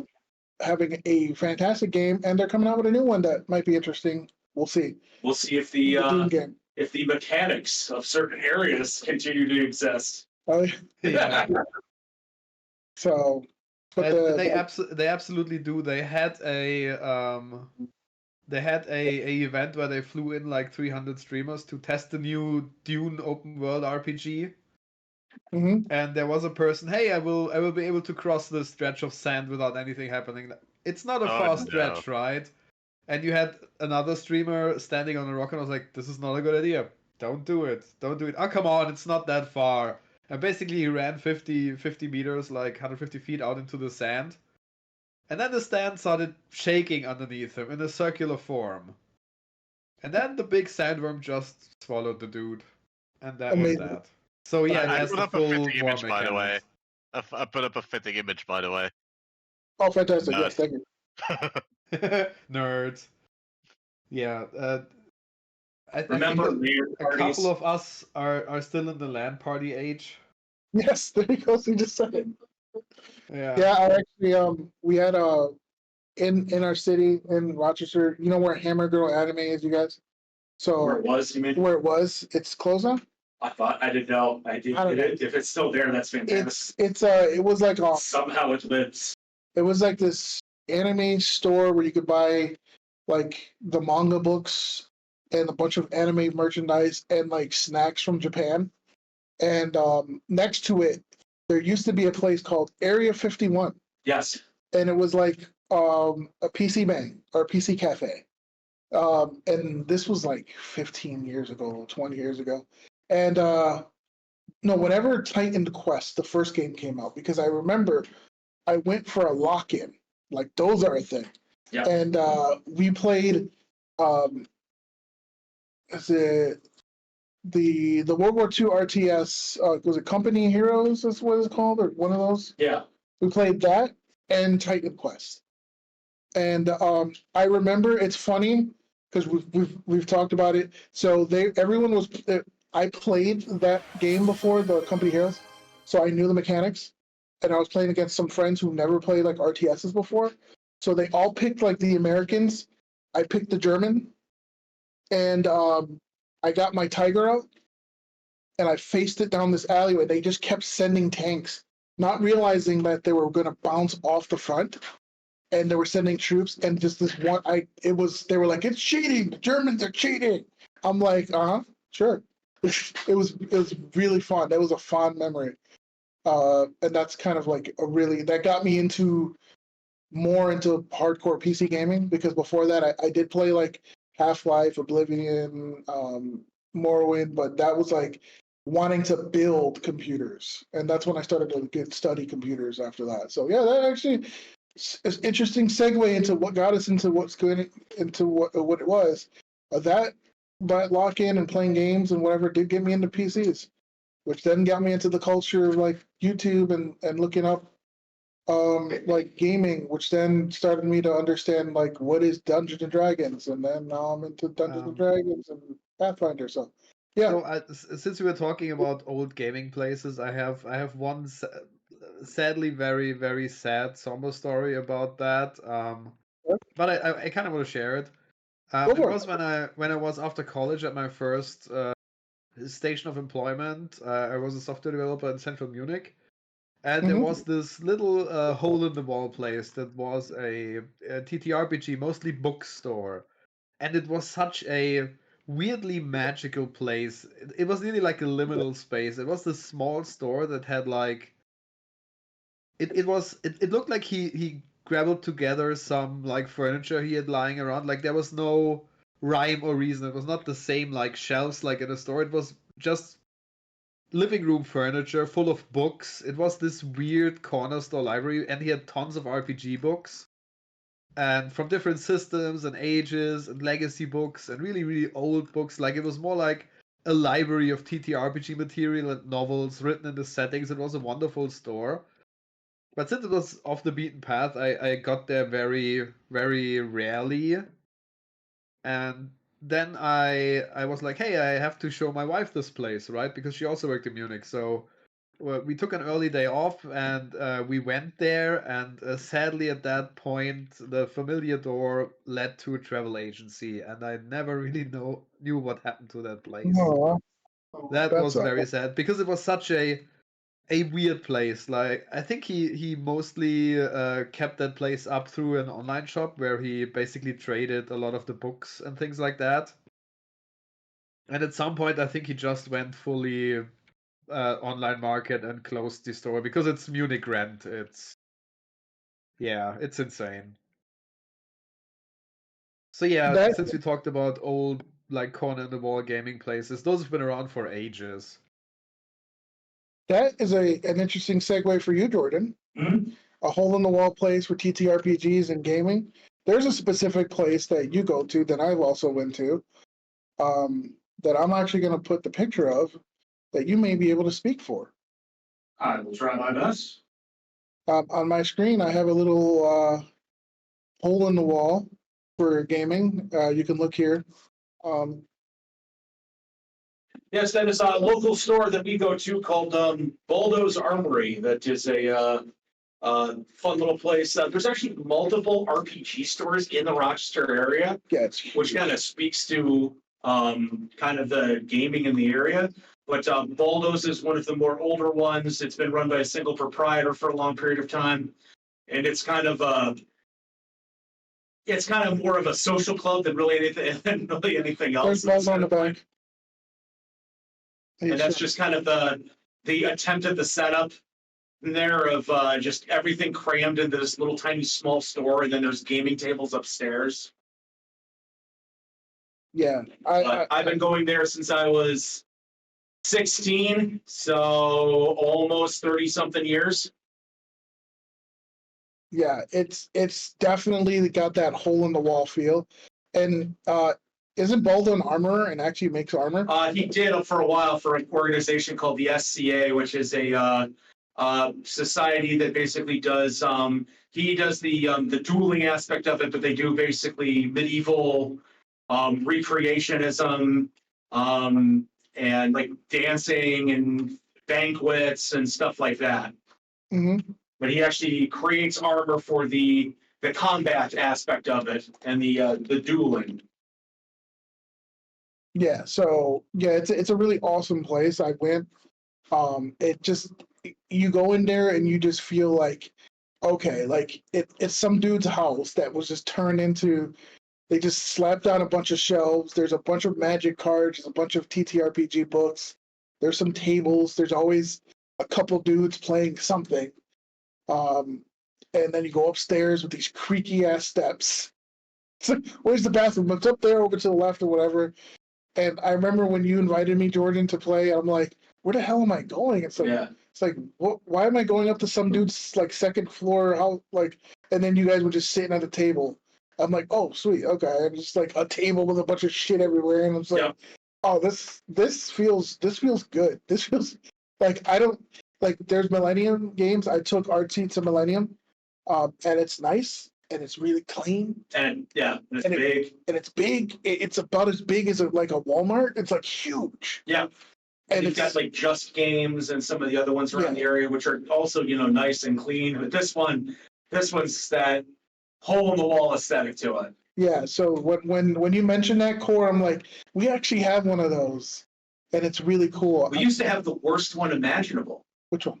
Crazy Igor's. Oh, the place where me and Rain could not fit down the aisles. They were so close together. Yes. And it was just crammed with every kind of back issue of Dragon magazine and Anvil and all of even the most obscure stuff you can find. It was the Dusseldorf of gaming stores. Yes. Yeah, you literally had to walk in. Two people could not walk down in the same aisle, and then many of them you had to walk down horizontally. I'm pretty wide. So yeah, one of me cannot walk down. We had to walk. You had to turn basically. I had to turn like this Yeah. in order to walk down the aisle. And then in order to see the other side, you have to go to the other side. So to give you guys the visual, he's doing the The crab Futurama. dance. He's spooning. No, he's doing from Futurama. The what's the character? The crab. Yeah, Dr. Zoidberg. He's doing the Zoidberg. He's doing the Zoidberg right now. So, yes.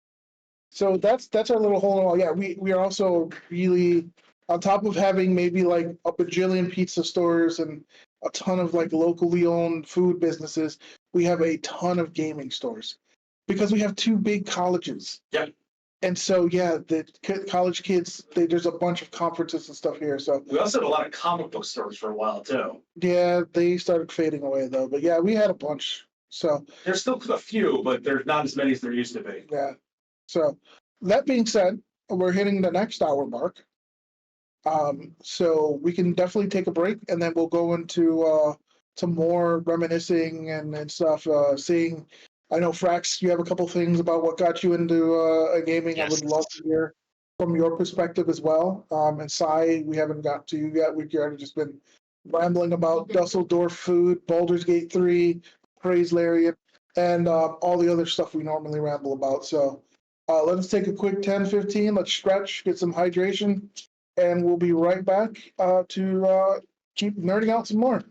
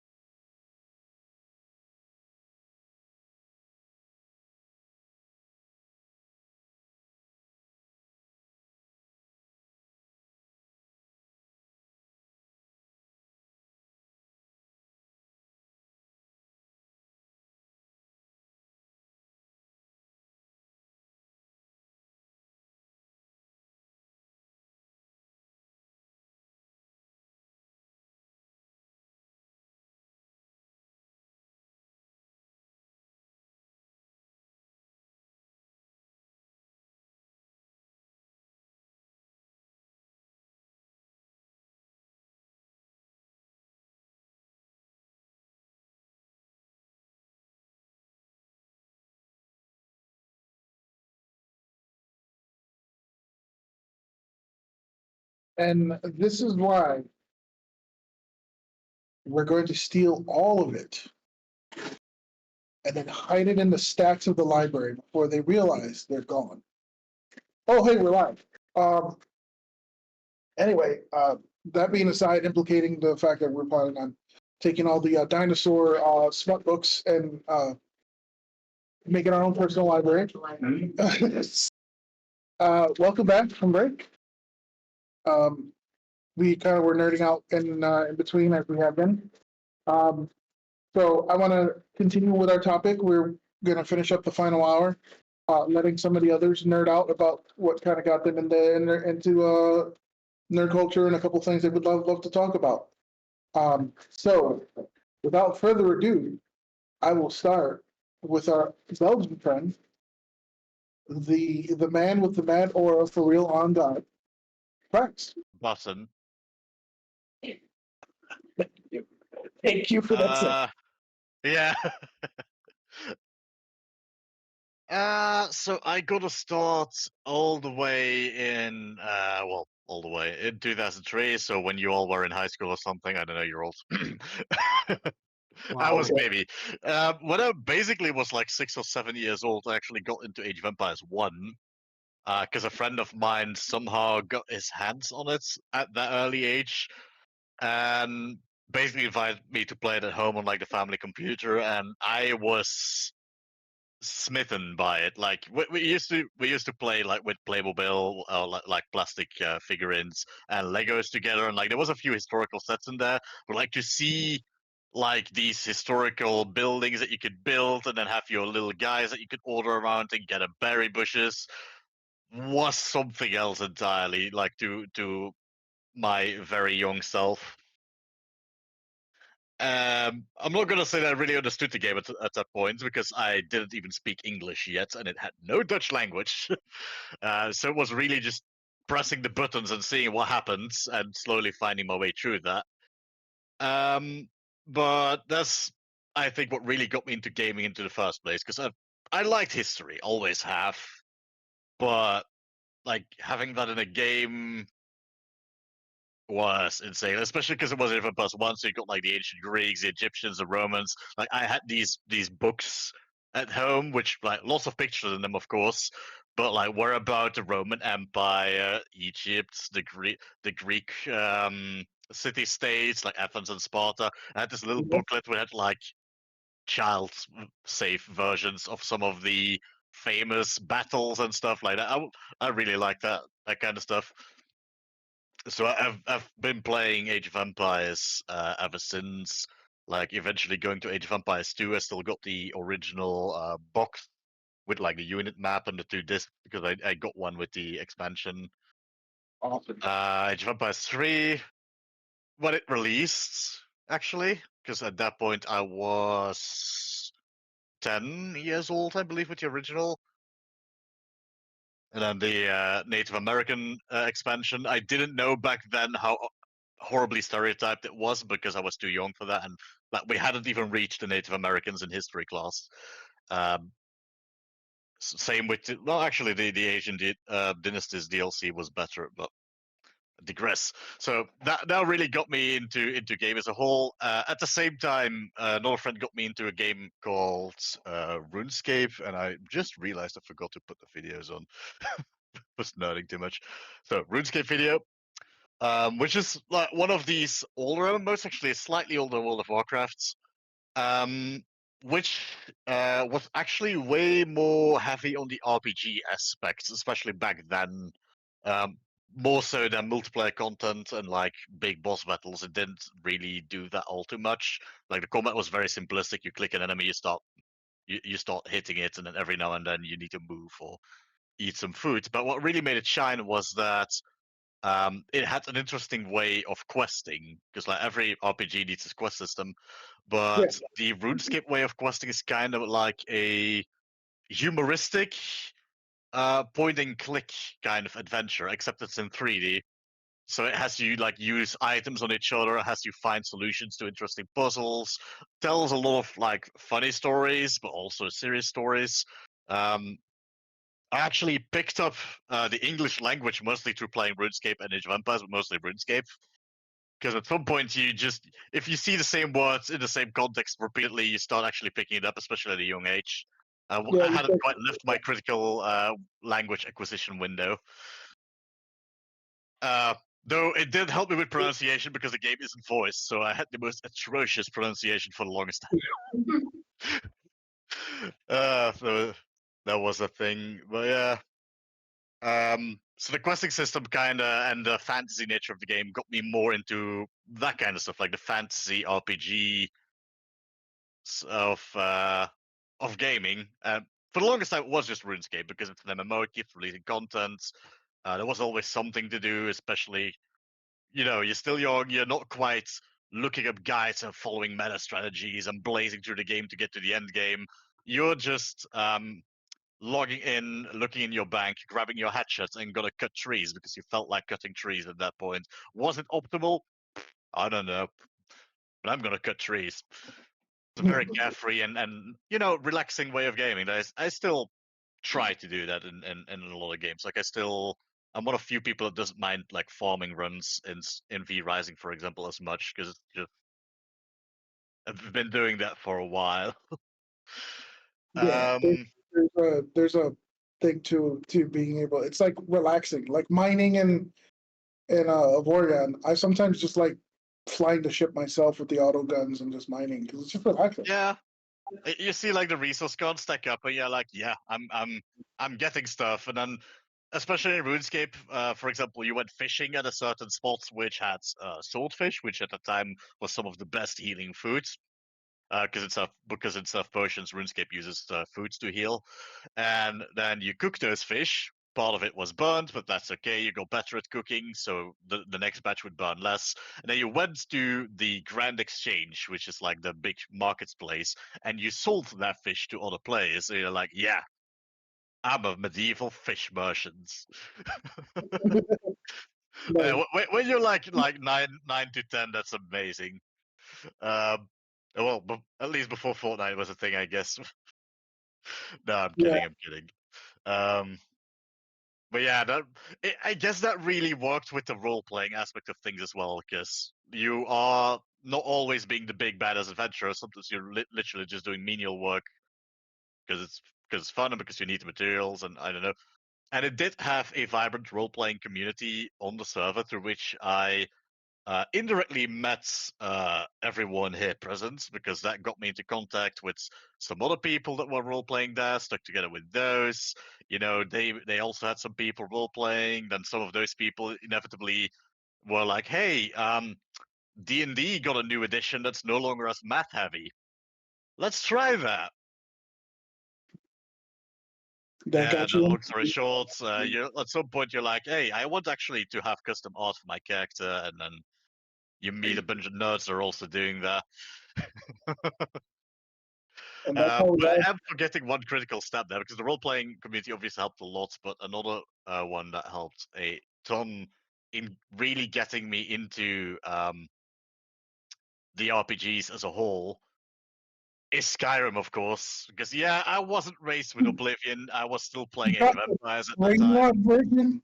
Oh my god, I hate you. But to But continue, it's just the Skyrim intro. I don't know what you're saying. we showed our coworker Anyway. that. We showed Rich that he lost his shit because he's a huge Skyrim fan. Yeah, but continue. But yeah, Oh, also, like, before I lose my train of thought, when you said that's how I met you, I have a joke for Artsy. Sufi Addy, that's how I met your mother. Now continue. yeah, Skyrim. I basically got to Skyrim through the people I met through RuneScape roleplay because they were more inclined towards RPG games as well. At some point, they bought it, and 11-year-old me at that 12, I think, 12 or 11, was like, "Hey, I want to try that game too." So we went to like the physical store still at that point, got this case of Skyrim. And I still got that one on my shelf as well. And like it even has this cool like papyrus Skyrim map that I still got hanging on my wall. Put the disc into the computer tower, and then found out this machine is so old it can't even read the disc. Oh my god.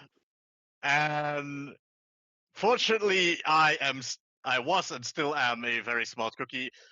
figured out that by now I had enough English to read the books and read about this cool thing called Steam.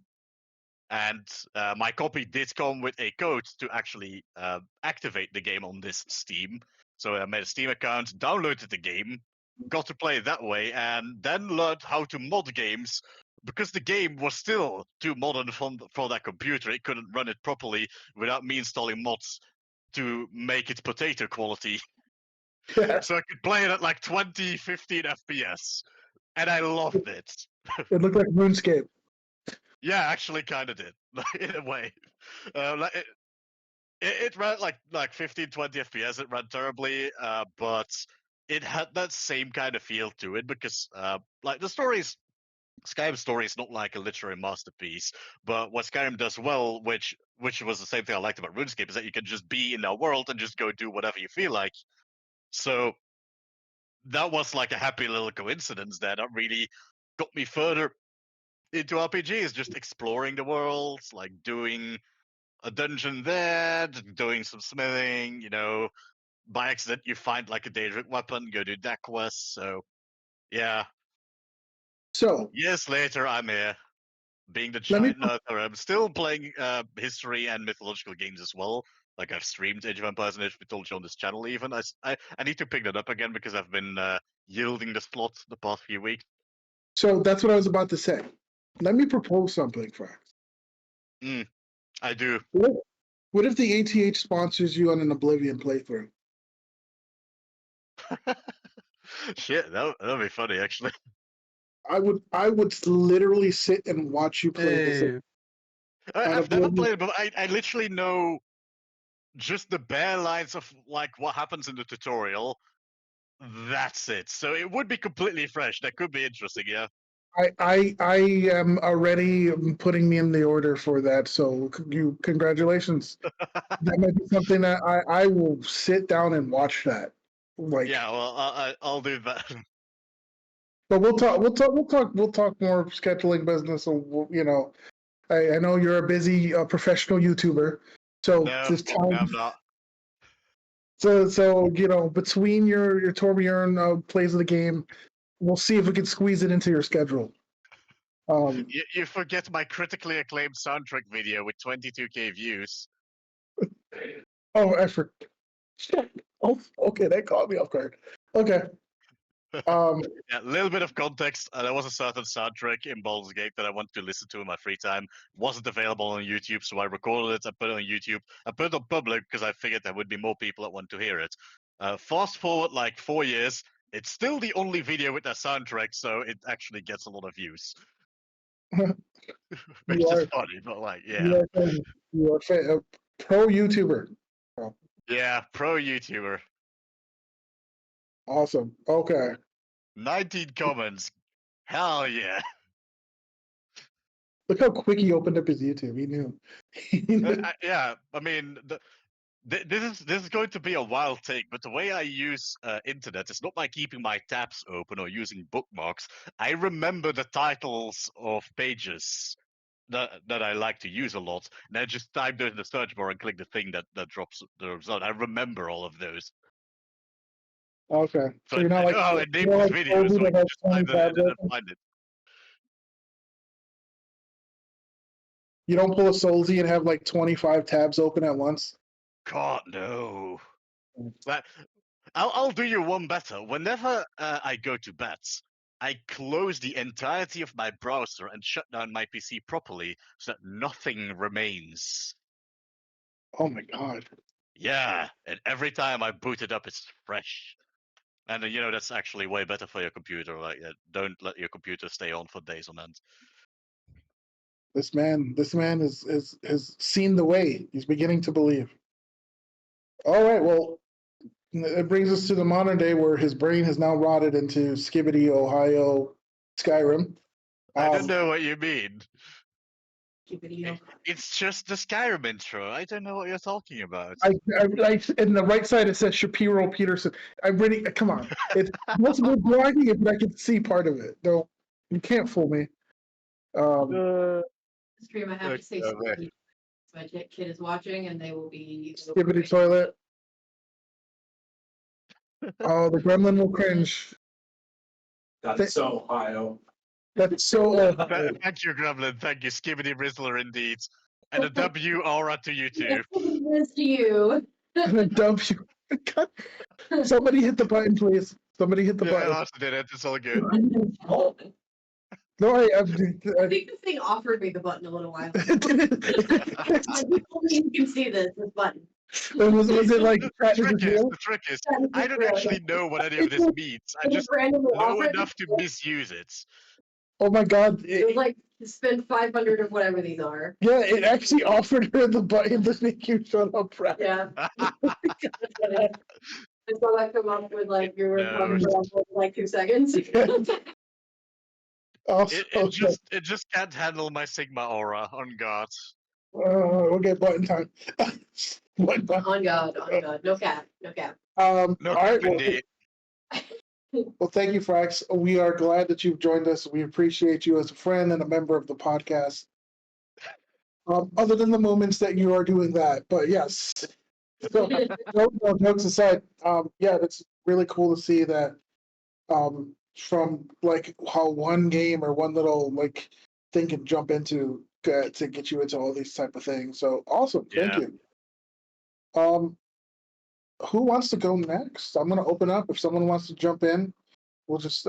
I've kind of said my piece a little bit, so I'm okay. We're talking about how we got into gaming and stuff. Nerd culture in general. Nerd culture? Yeah, Okay. we're trying to keep it a little short, like about 10, 15 each, so we have enough time for Okay. some of us. But yeah, All right, I can go. all right, Sai. So I used to play when I was a little kid. I used to play on Super Nintendo, and my favorite game was Tetris. I would play Tetris so much that I would dream Tetris Okay. and then wake up and play more Tetris. And then I would also play the Legend of Zelda: A Link to the Past. Still not completed that game. I'm not very good at video games, but I love it. Okay. I love books and fantasy and sci-fi and stuff. And so those are like the games that I tend to do. And I'm not very good at like live action games, so I tend to do turn-based RPGs and stuff like that. Have But you I heard of love Baldur's Gate 3? stories.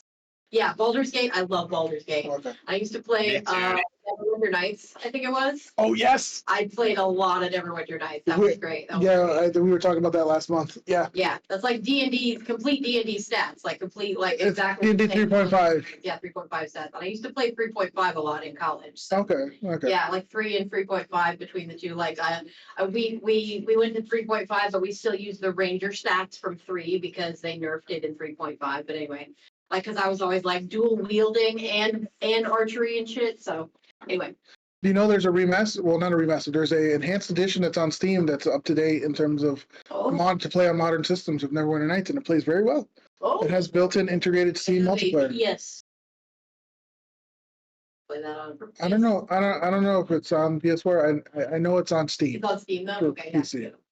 Yeah. So. Yeah. Yeah. So I haven't been into games a whole lot recently, but what I've been doing is I've been doing a lot with Coding Club, which is fun. Like learning how to use microcontrollers and like turn things into tiny AI. And like I'm still not very good at it, but it's really fun to play with and learn. And yeah, so that's like kind of like, and I have a server computer at home that I've been working on lately. I'm learning Linux, so I'm like kind of teaching myself some of like the in-depth security protocols of like Linux systems and like keeping. And I've got like a server. My server's on the dark web right now. I haven't put it on the regular internet yet. I'm keeping it on the dark web at the moment. So, Ooh. technically on the secret internet. So I'm going to do some fun things with that and like host some cool things once I get it set up the way I want. But it's kind of a learning curve, learning Linux. But I really enjoy the challenge of learning the like really complicated back end stuff. Yeah. You've had a lot of people come in and mentioning for Coding Club, which is also nice. Yeah, I heard from a friend yesterday that like someone at a concert that they were at mentioned Coding Club and like behind them or something. So they're like, okay, it's been mentioned in the community apparently. Yeah, that's cool. So. I mean, modding, for example, Mhm. Like that's a big Oh, thing. yeah. I'm gonna set up a Gmod once we get like the computer. The computer setup. Oh, sweet, yes. I'm gonna get Gmod going on them, like having IT install them on all the systems so that we can run Gmod and use like the source engine. You've convinced IT to install Gmod? I haven't convinced them to install it yet, but once we get the equipment in, I'm sure that they will install it for me. You are insane. Beautiful. That is Beautiful. wonderful. Yes. It's wonderful. Yes. Okay. I think that'll be really fun. Gmod, Minecraft. Yeah. We were mentioning because a lot of people We've got Roblox already. The kids really like Roblox. Yeah, we got So the that was team the playing first one. Roblox. That was cool for the kids. So Yeah, Gmod is like slightly higher level like complexity and slightly higher level like learning it's curve. kind of like it's Half-Life 2, Yeah. but it's like just like you just do whatever. It's like it's a sandbox. Yeah, which is great. It's a ton of fun. There's a lot of things you can do with it. And it's pretty well moderated. There's a lot of really cool, like I believe, like the Among Us style games started off in Gmod. The Trouble in Terrorist Town. Yeah, and, Trouble in Terrorist Town, I was about to say. Yeah, Prop Hunter. Also, So that, the Prop Hunt is also really fun. Yeah. Yeah. So Prop Hunt. So that'd be really cool.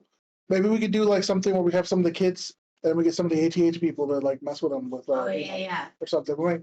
There's time zones aligned for that because while we're working, it's their evening and it's just perfect. Yeah. Have you guys Yeah. It's a cool game that I used to play. It was on just like a random website that was like you were playing against Newgrounds? zombies. And you could get like it was a live game that like didn't stop when you logged off. So like you had to like find a place to hole up and hide from the zombies. And then like they could find you in your little house while you're sleeping and eat and like bite you and then you would become a zombie. And like it's like zombie survival game, but like all the other players are also like zombies or people who are not zombies, and so That's you have to interesting. find your crews. It kind of sounds like Zomboid, but I know it's not Zomboid. No, it's not. It's something close to that, but like Yeah, we 'cause could I'm do sure- something like that where like we could create something in Gmod and then like you guys could be like the bad guys in the different time zone. There's a lot of really interesting Yeah. game modes you can create with Gmod. That might be really cool. We'll look into Yeah. that. And now that we're I haven't played with it too much yet, but I'm excited. I played with it a lot, so I will give you a rundown. Absolutely, thank you. So, and then now that we have a kind of cool gaming computer, we can run like cool stuff from here. So that we'll see. It's not like a game; it's a processing. I made sure we Yeah. picked up a processor, but it can handle some stuff. So that might be really cool.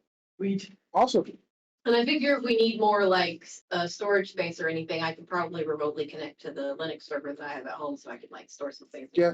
And then we've set up like parsecing and stuff, so Yeah. we can actually like I do my games from home computer. I log into I'm my working on doing the Linux setup for that because apparently it doesn't use Parsec super well, but it will do something called Sunlight Moonlight. There's probably It's a like problem. similar- Yeah, but like similar Parsec is okay. It's just like the easy one to install. Yeah, It's the one that gets by the firewall here that lets Yeah. you download it. Yeah. Whereas some of the other ones won't. So yeah. Linux doesn't like it. So, all right, cool. We are glad you're here. So, Dirty things. yep, thank you for sharing that, and hopefully we'll be seeing you with some ATH projects in the future Yeah. and all that. That'd be really nice. Now that you have an avatar, we need to Yes. make you use it. I'm gonna take that avatar and I might like open it up in GIMP and play with colors and stuff. Cool. Fun. And then of course, the praise be to Artsy for Yes, thank you. for Thank last you. minute that I did not think she. Like one moment she's like, does she need an avatar? Next moment, like a couple hours later, boom, avatar. I'm like, whoa. Yeah, well, when Artsy gets to something, she's like a train. She keeps going. It's insane. That rhymes. I didn't mean That it, but Bars. Oh, Artsy is in the chat, I think, said you could take the colors if you want. Okay. Yeah. When did they spank him? What's going on? wait, what? Oh no, I'm looking at the bod. Sorry, I got Oh. confused with the other chat. Yeah, persistent survival games, that's what they're called. I was like, wait, why did I say spank him about me? What's going on? Like, Interesting. I've whoa, noticed Skibidi one too many times. okay, Get your chat under control. get my chat under control. Oh, one of my favorite old games that I have the game, but I can't play it right now still, is Breath of Fire 3. Anybody ever played the Breath of Fire series? Yes. We could go. 3 is like the best game ever, but they don't, and like I have the disc of it now, I bought one, but it is Japanese and I can't play it on my PlayStation. I just emulated. I have to like No. We'll have to teach you about Something with it. something that I don't think we can talk about on Twitch. I'm not sure. I think it's a gray area, but yes, we'll talk about You mean Raspberry Pi? it. I like my page. So Yeah, thank you. Emulation. the things So- that are totally legal, things that are totally legal. All right, Jordan. So I can completely blame you Yeah. for everything going to crap. I'm gonna pass it on to you, and then we'll finish off with our brethren and friend core. So Jordan, because I know your food might be Mhm. I haven't food. ordered yet. Don't worry. Okay. Okay. Well, So how did I get into gaming? gaming, nerd culture. It doesn't have to be specifically gaming. A long time ago. Actually, I've always kind of been interested in stuff like dragons and stuff like that ever since I was a little kid. Okay.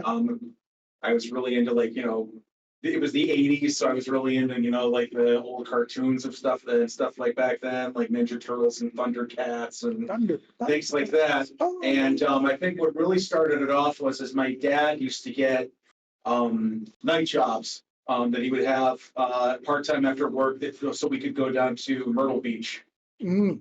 which is a big kind of entertainment area in South Carolina here in the United States. And so he, one of the part-time jobs he got was working at a local comic book store that existed about 2 blocks from my house in like a mall, old strip mall. And I used to go with him sometimes and hang out with him while he was working there because they had an arcade in the mall and I was old enough. And I would either go and play in the arcade because I've been in the video games since I got my NES on Christmas of 1989. It was the dual pack with Duck Hunt and the original Mario Brothers. Our and, controllers were made of stone. Yeah. And I used to hang out in the comic book store, and I really got interested in reading the TTRPG books that they held in there because the guy who owned it knew they had a lot of because Vampire had just come out, and people were really into that, and Magic had just come out. Ooh. And I kind of gravitated towards reading some of the old TTRPG books. I think I still have one of the original Lord of the Rings TTRPG books from all the way back then because it actually had the pictures in the back of the monster manual. That was what I really liked. Nice. And reading the lore and stuff like that because my dad used to read me the Lord of the Rings books at night and Chronicles of Narnia and stuff like that. So Cool. yeah, I've been kind of. I think that was the main focal point right there was him working at the comic book store and me, just being there and that whole pretty much all those facets of nerd culture in there and just kind of hanging out there at night with my dad. Nice. Awesome. Yeah, your dad's cool as hell. Yeah. He comes in on Friday sometimes, and yeah, he's like, let's just say, I got him on Facebook, and he was one of the first people that congratulated me when Artsy made it official on the Facebook because we don't care how. Right. My dad does, and my stepmom, so we did. And he came over. He's like, "Oh no!" and he gave me a fist bump. It was funny. It was really hilarious. Nice. So definitely cool dude. So all right, nice. So yeah, comic books. That's a really good starting point. So and then it just evolved from there. Yeah, basically. And now you are also a gremlin. Yeah. So yeah, and you started working here, and now you're down here with us with all the fun folks. Yeah. Every day, and we don't need a monster manual. We just need to show up to work and we get ideas. Good Lord. Um, Call Cthulhu here every day. Roll for sanity checks. Every day. Thank you so much. We definitely appreciate you being here, Jordan. Thank you. Are always showing up, and we have become a fan of your candor. So I'm glad you decided to stick around. So Core, let me open up the floor to you because I would love to hear if you're also going to share your age and show your age with in the back of years of the 80s and 90s. Oh boy. In the time long ago. Time long ago. Back in my day. Oh, Corey, you're kind of soft. Are you did your mic swap? Yeah, I did, but we should be better now. Yeah, we're good. Okay. So yeah, how did I get into nerd stuff? So I bought. I was later than Jordan apparently because my first console was a Super Nintendo actually, Mm. which I bought after my communion because family was very generous, and then I was like, hey, I wanted this thing and I'm gonna get it. And I mean, you get all the like classic games, but the one that really got me was A Link to the Past, the Super Nintendo era Zelda game. Okay. Because Is all that the other games were like, yeah, Super Mario World and Street Fighter, like great, amazing games. But this one started with you waking up in the night and noticing that your uncle is gone, and then you head into this castle. And then your uncle is dying, and he goes, "Hey, you have to find the princess. Here, take my sword." And I was like, "Oh my god, this is interesting. This is different. I want to play this." Mm. So yeah, Yeah. that was the start into RPGs. And my start into TTRPGs was during a period of life where I was very bored and had a lot of free time on my hands. So during my military draft. And how that happened is in high school I started collecting books on mythology because I found it a super interesting topic. Like I had a big series of mythology books for mythologies around the world. And then I during my military time I was on guard duty with a different guy and he brought some books. I was like, hey, those books look interesting. What's that? He said, yeah, that's my Dark Eye books. And I'm reading them Oh, because I'm prepping something. I was like, hey, nice. that's cool. And we talked about my hobbies, like that I'm into mythology before. And then he was like, hey, you might be interested in this. And then he basically gave me a book that is for all the clerics in Dark Eye. Um, because That's always cleric is not a important. class in that sense. In the Dark Eye, your clerics can be very different things depending on the god you follow. If you would go by D&D rules, a cleric of the war goddess would be a paladin. A cleric of the harvest goddess would be a druid or a healer. A cleric of the god of what's he actually calling himself? A god of self-determination and trade, but he's actually the god of thieves as well, funnily enough. He would have thieves as his clerics and tricksters. And then I Mm. read the book and it was a super detailed book, like all Dark Eye books are, mandatory Dark Eye glazing. Because it had detailed accounts of the churches, different streams in the church of different schools of thought, different centers of churches. One of the big churches had a schism in the history of the Dark Eye, so there's two churches now, and it was super detailed, but it had all the trappings of a full mythology, and I found it super interesting. And then one day, we were about to play a game. Actually, he was like, "Yeah, we can play a game. That's fine." Which I actually missed because I nearly died of a sepsis, but that's a different story. Um, yeah, no, the thing is that was a super stupid coincidence. We were working on a truck and I caught a rust particle under a fingernail and didn't notice, and that nearly turned bad. So I was on really heavy meds for 2 weeks, and sadly I missed that game because of that. But then I was always still interested in the Dark Eye, and then when I was in college, like first or second year, I had a buddy that also had all of the books, and I was like, yeah, I can actually like DM a game for you. And that game happened on a Sunday at 6 p.m. No, on a Saturday at 6 p.m. and it ended Sunday 6 a.m. Yeah. Jesus. And that Whoa. was my first session TTRPGs, and yeah, since that's been the thing.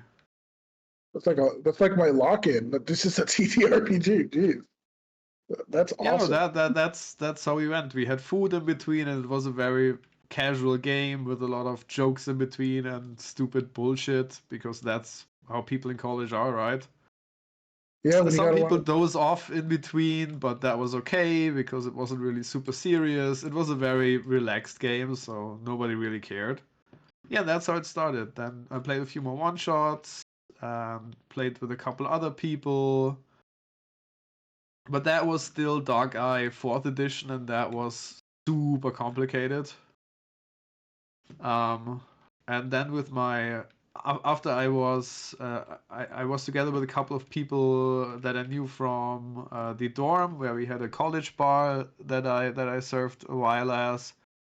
And then after college, we still were kind of, hey, we want to meet up sometime. And then we started a Dark Eye game back then. But then I got into D&D 5th edition, and my current group is very shoot the shit kind of group, and for them, 5th edition D&D just was a way better match. So we switched to 5th edition. And Yeah, that's it's the like group I'm still. complex. It's the gateway TTRPG. Honestly, I will glaze D&D 5th edition for being super beginner friendly every day of the week. No, yeah, I've come to that consensus that it's like the complaints, and I will say I've complained about 5e. The complaints that I've had are also its strengths, and it's just Yeah. because I look for different things, but I wholeheartedly admit that it's an amazing system for what it does.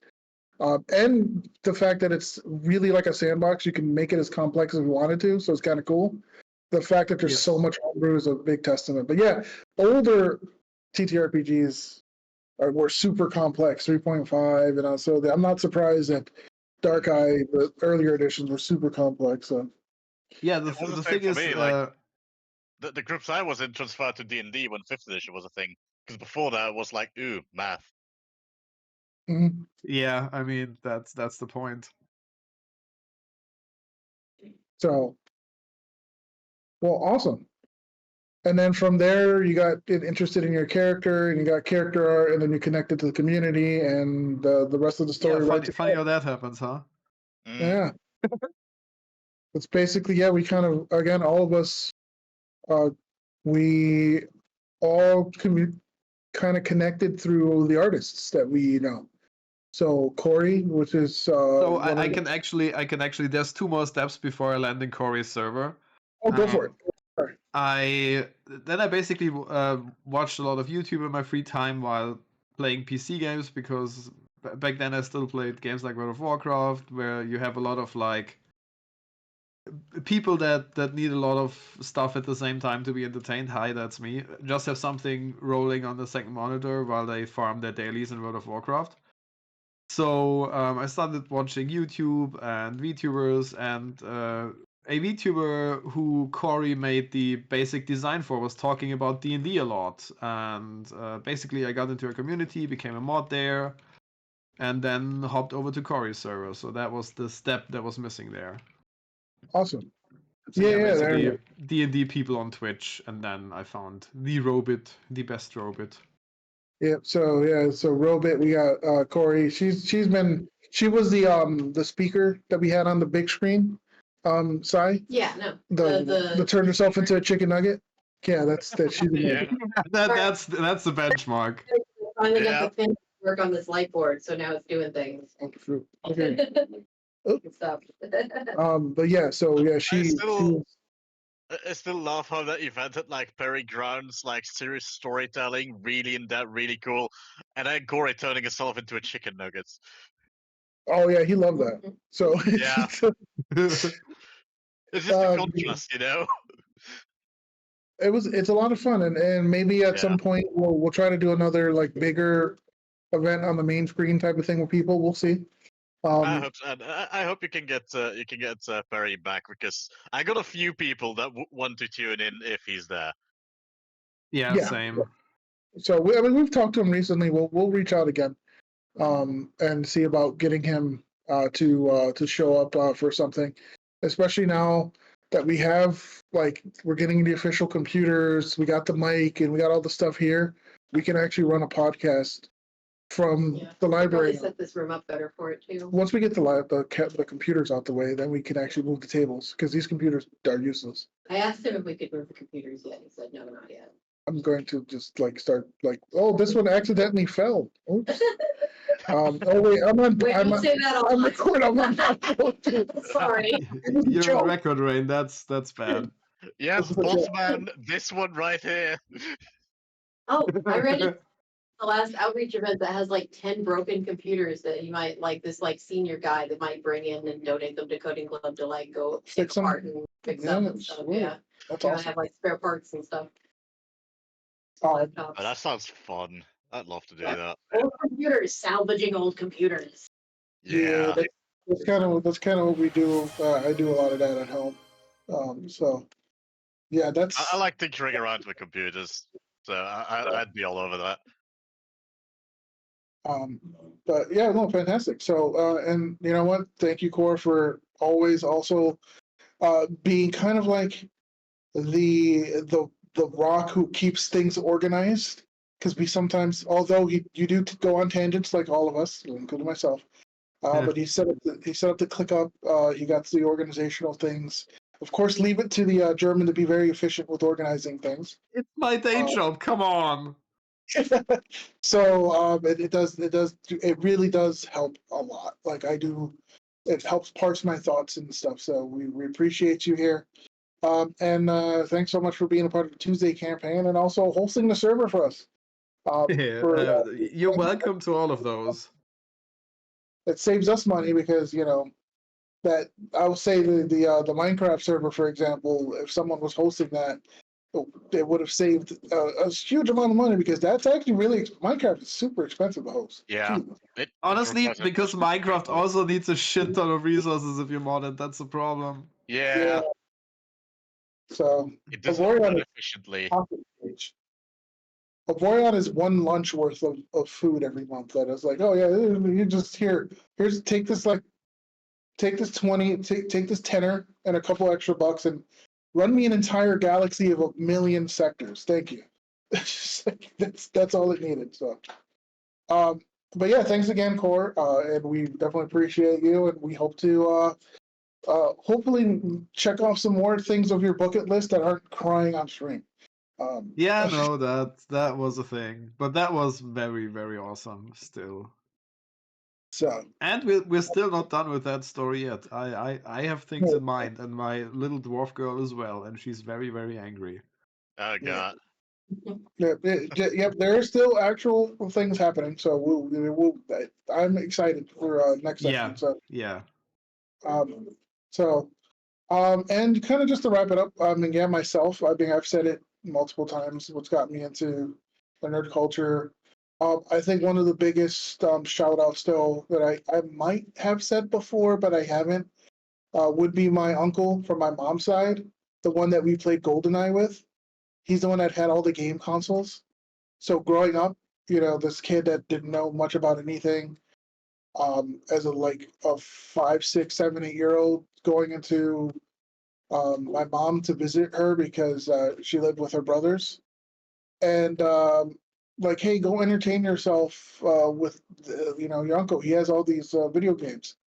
Going into his room and seeing like a library full of gaming magazines and guides for the games, and just thumbing through those and reading the magazines and be like, oh, this game concept is cool, and oh my god, there's leaked things for the new Morrowind game that's coming out. When more before it came out, and here's like all the and Oblivion's Radiant AI and all this Half-Life 2 rumors, all these magazines. And that got me into Oh it. yeah. So We forgot yeah. about the Half-Life earlier. Yeah. Oh yeah, we kind of time. Yeah, Um, time. but Half-Life yes, 3 isn't real. Moving on. but yes, but yeah. That's actually a good segue. There is a possible Half-Life 3 in the works. Mhm. Maybe. Maybe he might be able to count to 3 after So all this time. the confirmed information is Valve is internally testing a Half-Life game. Mm. That's what we know.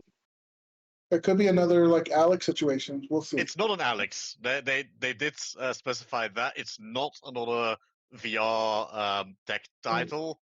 It is an actual Half-Life game, but like whether it's a spin-off or a prequel or actually a sequel, we don't know. That's It all could be another. speculation. Well, it could. Alex, I don't mean specifically VR, but like a side story or a story that's adjacent. Oh yeah, yeah. Yeah, maybe.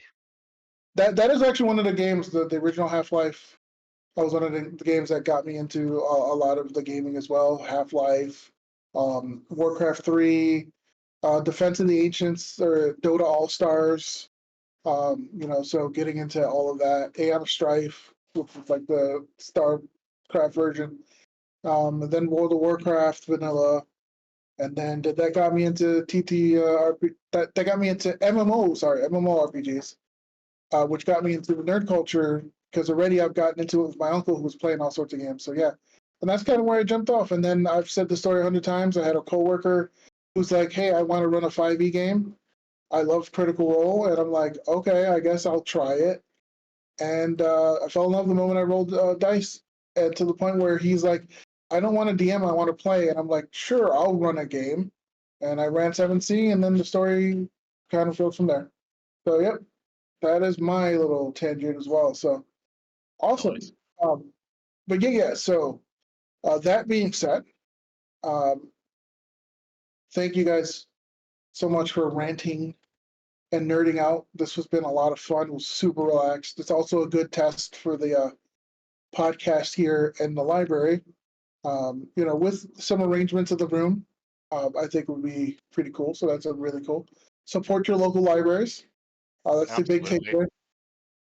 takeaway. And also just foster kids, other people's imaginations, and be supportive.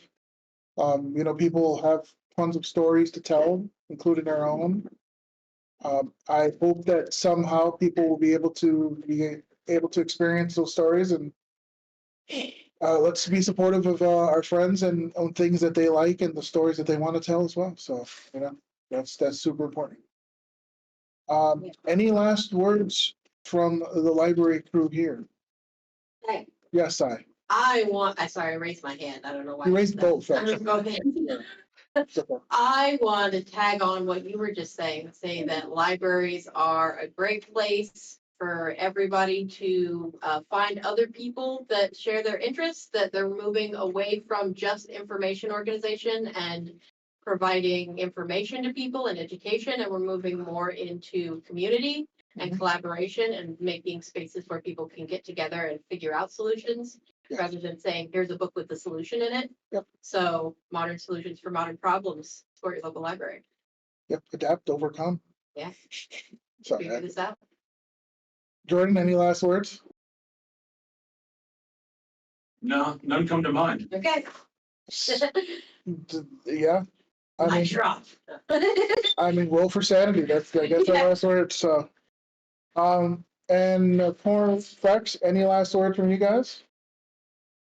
Nope, nothing to add. Maybe as a quick call to action, keep telling stories. Yes. Yeah. Keep telling Absolutely. stories. Keep telling stories. Keep supporting, your friends with their imaginations, and just take a little bit of positivity. That's the whole point of the podcast. Is we like to talk about positivity. So, I believe Artsy got a raid going. So for everyone here, thank you so much. I know it was a week later than normal, but we had our civil service exam last week. We will most likely be back to our normal regular schedule next month. Yep. Though we will decide once we kind of meet what the topic is, and we'll kind of put some hints into it. So raid has started. Just head over. And we appreciate you guys. Thanks for being here. Thanks for joining us. Bye-bye. The rain. Bye.